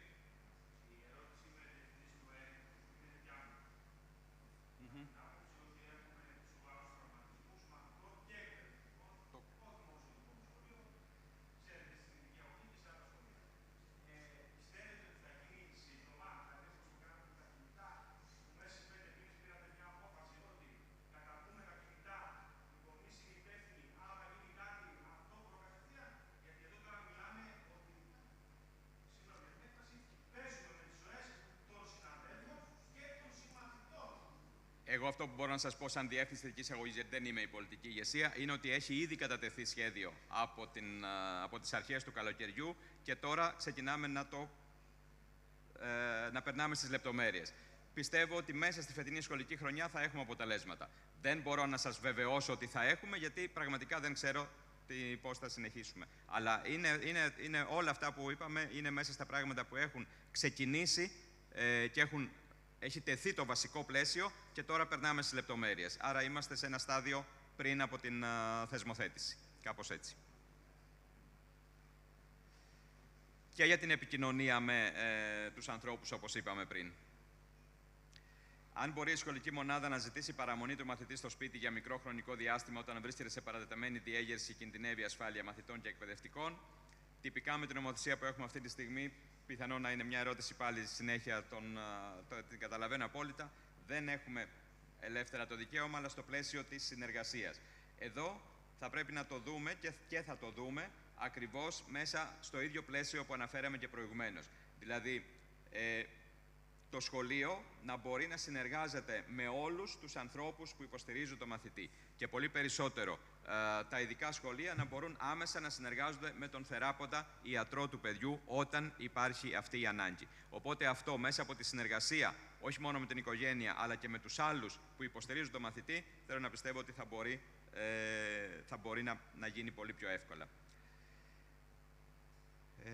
Δεδομένου ότι η συμπερίληψη είναι πρώτων πυλών, έχει ληφθεί μέριμνα για τους μαθητές που φοιτούν στα ΕΚ. Παρά τα ολιγομελή τμήματα, υπάρχουν περιπτώσεις σοβαρών αναπηριών που καθιστούν δύσκολη την κάλυψη του γνωστικού αντικειμένου στο τμήμα, ακόμη και στα ΕΚ. Συμφωνώ απόλυτα και επειδή αυτό, και όχι μόνο αυτό, αλλά πολλά πράγματα της εκπαίδευσης δεν είναι μόνο της εκπαίδευσης. Θα πω ότι καταλαβαίνω απόλυτα ότι τα σχολεία σε πολλές περιπτώσεις αναγκάζονται να παίξουν και το ρόλο του κοινωνικού κράτους, που σε κάποιες περιπτώσεις δεν είναι. Έχουμε λήψει στο κοινωνικό κράτος και όλες αυτές έχουν επίπτωση στα σχολεία μας. Και αυτή η ερώτηση σε αυτό το πλαίσιο είναι. Γι' αυτό και σαν Υπουργείο Παιδείας θέλουμε τη συνεργασία και με τα άλλα συναρμόδια Υπουργεία για να δούμε το θέμα στην ολότητά του.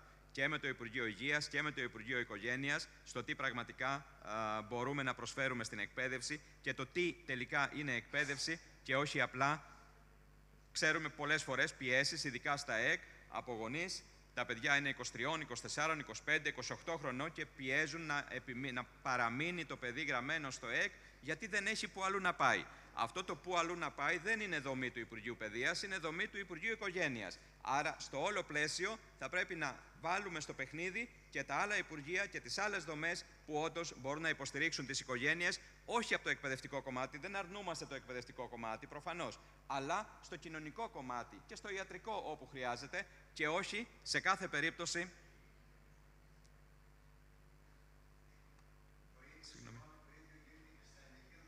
Και στα ΕΝΕΓΙΛ.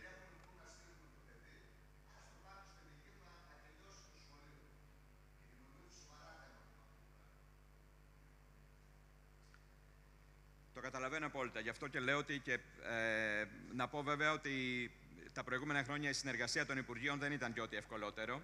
Όμως τα τελευταία χρόνια έχουμε ξεκινήσει μια καλή συνεργασία τουλάχιστον με το Υπουργείο Οικογένειας για την πρώιμη παρέμβαση που ανέφερα πριν, δηλαδή τα παιδιά του νηπιαγωγείου. Και όντως ένα πιλωτικό πρόγραμμα που ετοιμάζει το Υπουργείο Οικογένειας για την παρέμβαση στα παιδιά ηλικίας 0 έως 6. Η υπουργική απόφαση θα είναι κοινή, ακριβώς γιατί τα παιδιά στην ηλικία 4 έως 6 βρίσκονται στα σχολεία. Άρα έχει ξεκινήσει αυτή η συνεργασία με το Υπουργείο Οικογένειας και επιτρέψτε μου να έχω μια δόση αισιοδοξίας ότι θα μπορέσουμε να την επεκτείνουμε και στις μεγαλύτερες ηλικίες. Όπως χαρακτηριστικά για τους αποφύτους των ΕΕΚ, δεν υπάρχει αυτή τη στιγμή ένα θεσμοθετημένο πλαίσιο που θα συνεχίσουν αυτοί που έχουν τη δυνατότητα να συνεχίσουν και σπουδές. Είναι ένα κομμάτι που θέλω να πιστεύω ότι θα γίνουν βήματα και σε αυτό.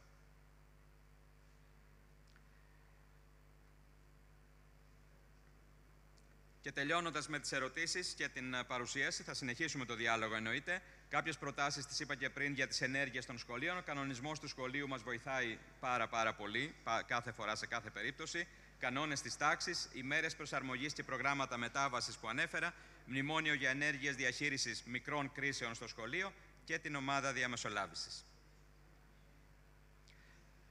Η παρουσίαση τέλειωσε, σας ευχαριστώ πάρα πολύ, αλλά η κουβέντα μπορεί να συνεχίσει.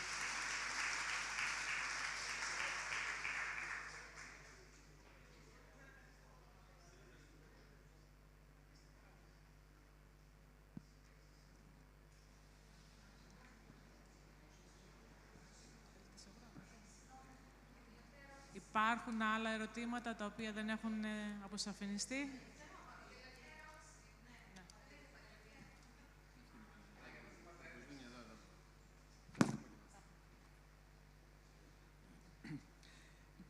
Επιτρέπεται σε ένα τμήμα ένταξης, σε ένα τμήμα να συνυπάρχουν ο εκπαιδευτικός γενικής, ο εκπαιδευτικός τμήματος ένταξης, ο εκπαιδευτικός της παράλληλης. Η εγκύκλειος που βγήκε πέρσι έλεγε ότι σε ένα τμήμα μπορεί να είναι ένας εκπαιδευτικός παράλληλης, σε εξαιρετικές περιπτώσεις θα μπορεί να μπει και δεύτερος. Οπότε, να το πω ότι δεν είναι υποχρεωτικό να συνυπάρχουν, αλλά δεν απαγορεύεται, εάν κρίνουμε ότι μπορούν, ότι για συγκεκριμένες περιπτώσεις μαθητών θα είναι καλό να συνυπάρχουν. Δηλαδή, έχω τον εκπαιδευτικό της παράλληλης γιατί έχει αναλάβει το Γιάννη και τον Κώστα στο τμήμα αυτό, αλλά ο Πέτρος και η Παρασκευούλα πηγαίνουν στο τμήμα ένταξης. Και ο εκπαιδευτικός του τμήματος ένταξης θέλει στην ώρα της ιστορίας να είναι με τους μαθητές του στην τάξη. Ναι, δεν μπορούμε να. Επιτρέπεται, μπορεί να γίνει. Να γίνει όμως στοχευμένα για το πρόγραμμα των μαθητών και όχι μία, ας πούμε, συνθήκη που απλά την εφαρμόζουμε έτσι για να μείνει. Ό,τι κάνουμε μέσα στο πρόγραμμα των παιδιών το εξατομικευμένο είναι θεμιτό και μπορεί να γίνει.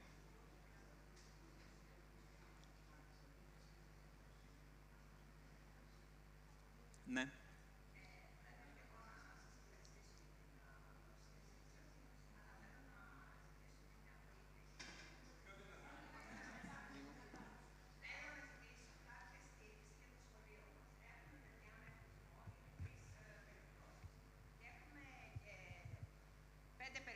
Παιδιά που είναι για τμήμα ένταξης.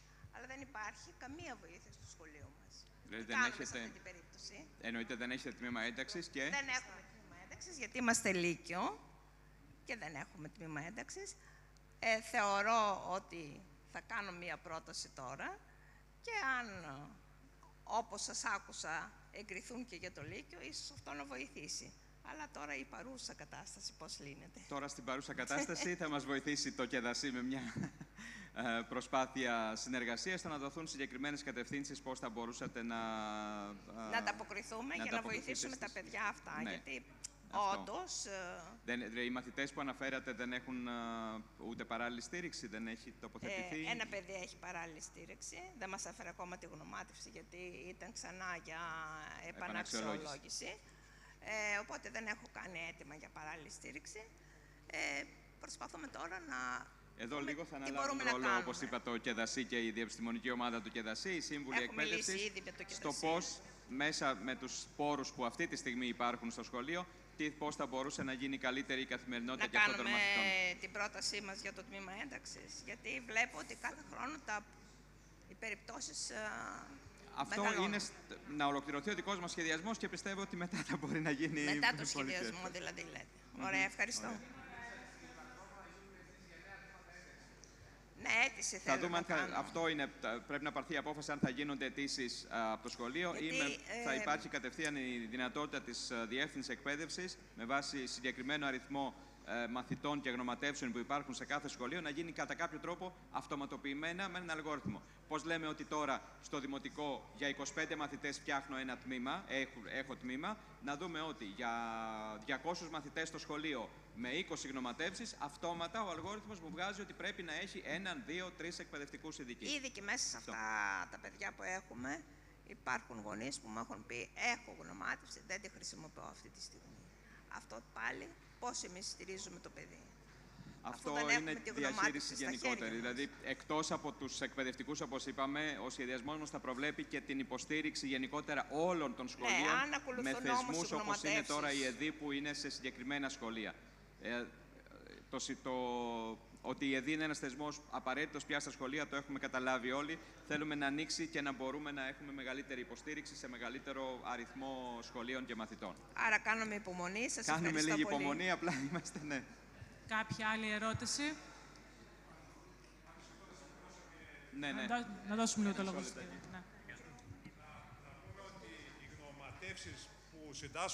Οι γνωματεύσεις που συντάσσονται από το ΚΕΔΑΣΥ και στέλνονται στις σχολικές μονάδες, βέβαια πάνω έχουν βαθμό ασφαλείας εμπιστευτικό, αλλά όμως θα πρέπει όλοι οι εκπαιδευτικοί να τις διαβάζουν και να τις λαμβάνουν υπόψη για να προσαρμόζουν τη διδασκαλία τους στις ανάγκες του κάθε μαθητή. Δεν τις στέλνουμε μόνο και μόνο για να δείτε την πρώτη σελίδα τι έχει ο μαθητής. Έτσι, και να επαναπάβεστε μόνο σε αυτό, ότι έχει Asperger, έχει ΔΕΠΗ, έχει οτιδήποτε κλπ. Τις διαβάζουμε, τις γνωματεύσεις, όλο το προσωπικό και προσαρμόζουμε τη διδασκαλία. Και εμείς σε κάθε γνωμάτευση βάζουμε και τους άξονες του εξατομικευμένου προγράμματος. Και μάλιστα σε πολλές περιπτώσεις βάζουμε και περισσότερες λεπτομέρειες. Αν λοιπόν πάνω σε αυτό το πρόγραμμα κάτι δεν καταλαβαίνετε, θέλετε μια επιπλέον βοήθεια, θα μας πάρετε τηλέφωνο να μας πείτε πώς ακριβώς μπορούμε να τροποποιήσουμε αυτό το εξατομικευμένο πρόγραμμα, πώς μπορούμε να το αλλάξουμε, πώς μπορούμε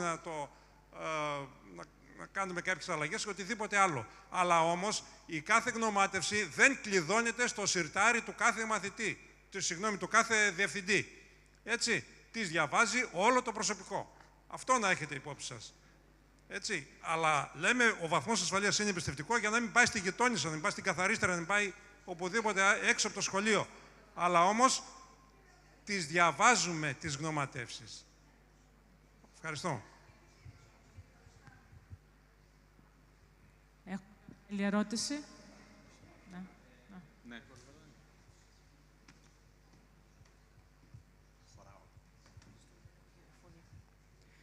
Ευχαριστούμε πάρα πολύ για τα πολύ ενδιαφέροντα που μας είπατε. Πολύ τα ξέραμε αρκετά από το πολύ ωραίο υλικό που μας στέλνει η κυρία Παπανδρέου και την ευχαριστούμε. Θεωρώ ότι ένα μεγάλο ζήτημα που πρέπει να λυθεί, υπόθηκε και σε μία ερώτηση, είναι αυτή η διοργάνωση προσομοιώσεων, δειγματικών, βάλτε όποια ταμπέλα θέλετε, διότι το μεγαλύτερο πρόβλημα που παρατηρούμε οι εκπαιδευτικοί γενικής παιδείας, και ας μιλήσουν αν υπάρχουν και άλλοι συνάδελφοι στις κατηδίαν συζητήσεις, είναι ότι ξεκάθαρα στην πράξη δεν εφαρμόζεται η συνδιδασκαλία. Έχουμε τον εκπαιδευτικό της ειδικής, ο οποίος κάθεται δίπλα στο μαθητή. Είμαστε στο πρώτο στάδιο που πρέπει να πείσουμε ότι τα ξέρετε καλύτερα από εμάς. Πρέπει αυτός που θα παρακολουθεί το μάθημα να μην καταλαβαίνει ποιος είναι ο γενικής και ποιος η παράλληλη. Στην πράξη, κακά τα ψέματα, δεν γίνεται αυτό στα σχολεία. Δεν λέμε ότι φταίνε οι μεν, γιατί οι γενικείς λένε ότι δεν κάνει τις παράλληλες, η παράλληλη λέει δεν μας αφήνει τις γενικής. Είπατε ότι η λέξη κλειδί είναι προφανώς η συνεργασία. Ίσως θα πρέπει να γίνει μία ημερίδα προσομοίωσης, εμείς μαθητές από κάτω, οι δάσκαλοι από πάνω, για να δούμε πώς μπορεί να λειτουργήσει το μοντέλο με τα παιδιά. Γιατί το βλέπουμε κατά κόρον αυτό, ότι κάθονται απλώς δίπλα και είναι η ηχό. Εγώ την πρώτη φορά που είχα παράλληλα ήμουν άρρωστη 2 εβδομάδες, γιατί είχα το βόμβο της επανάληψης αυτών που λέω στο αυτί μου. Όσες φορές είχα, μία φορά ευτύχησα να έχω συναδέλφισσα που πραγματικά ίσως ήταν η χημεία μας, δεν ξέρω, επικοινωνήσαμε και γινόταν στην διδασκαλία. Νομίζω ότι είναι τεράστιο θέμα αυτό.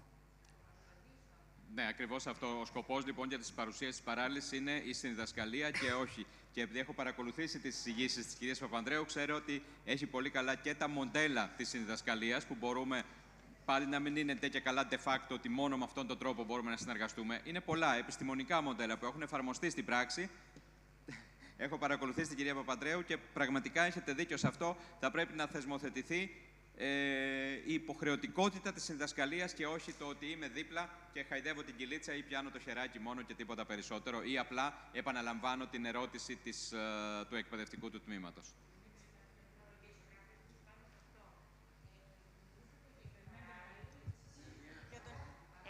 Λοιπόν, έχουμε το πρόβλημα μου, ξέρετε, συγγνώμη. Ήθελα να ρωτήσω αν μιλήσατε για την παράλληλη ή για την ένταξη, για την παράλληλη μόνο. Έτσι, εντάξει, okay.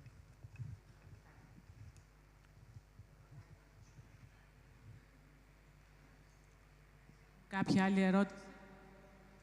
Να σας ευχαριστήσουμε πολύ, λοιπόν, για την παρουσία σας εδώ και κυρίως να ευχαριστήσουμε τον κύριο Μπουσδούνη. Άλλη μια φορά, έχει αποσαφηνίσει, πιστεύω, οποιασδήποτε ασάφειες συναντούσαμε και εσείς και εμείς στην καθημερινότητά μας. Ευχαριστούμε πολύ, κύριε Μπουσδούνη, ξανά για την παρουσία σας εδώ.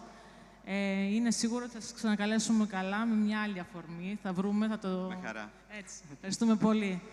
Καλό μεσημέρι, καλή συνέχεια. Και εγώ σας ευχαριστώ πολύ. Καλή συνέχεια σε όλους. Να είστε καλά.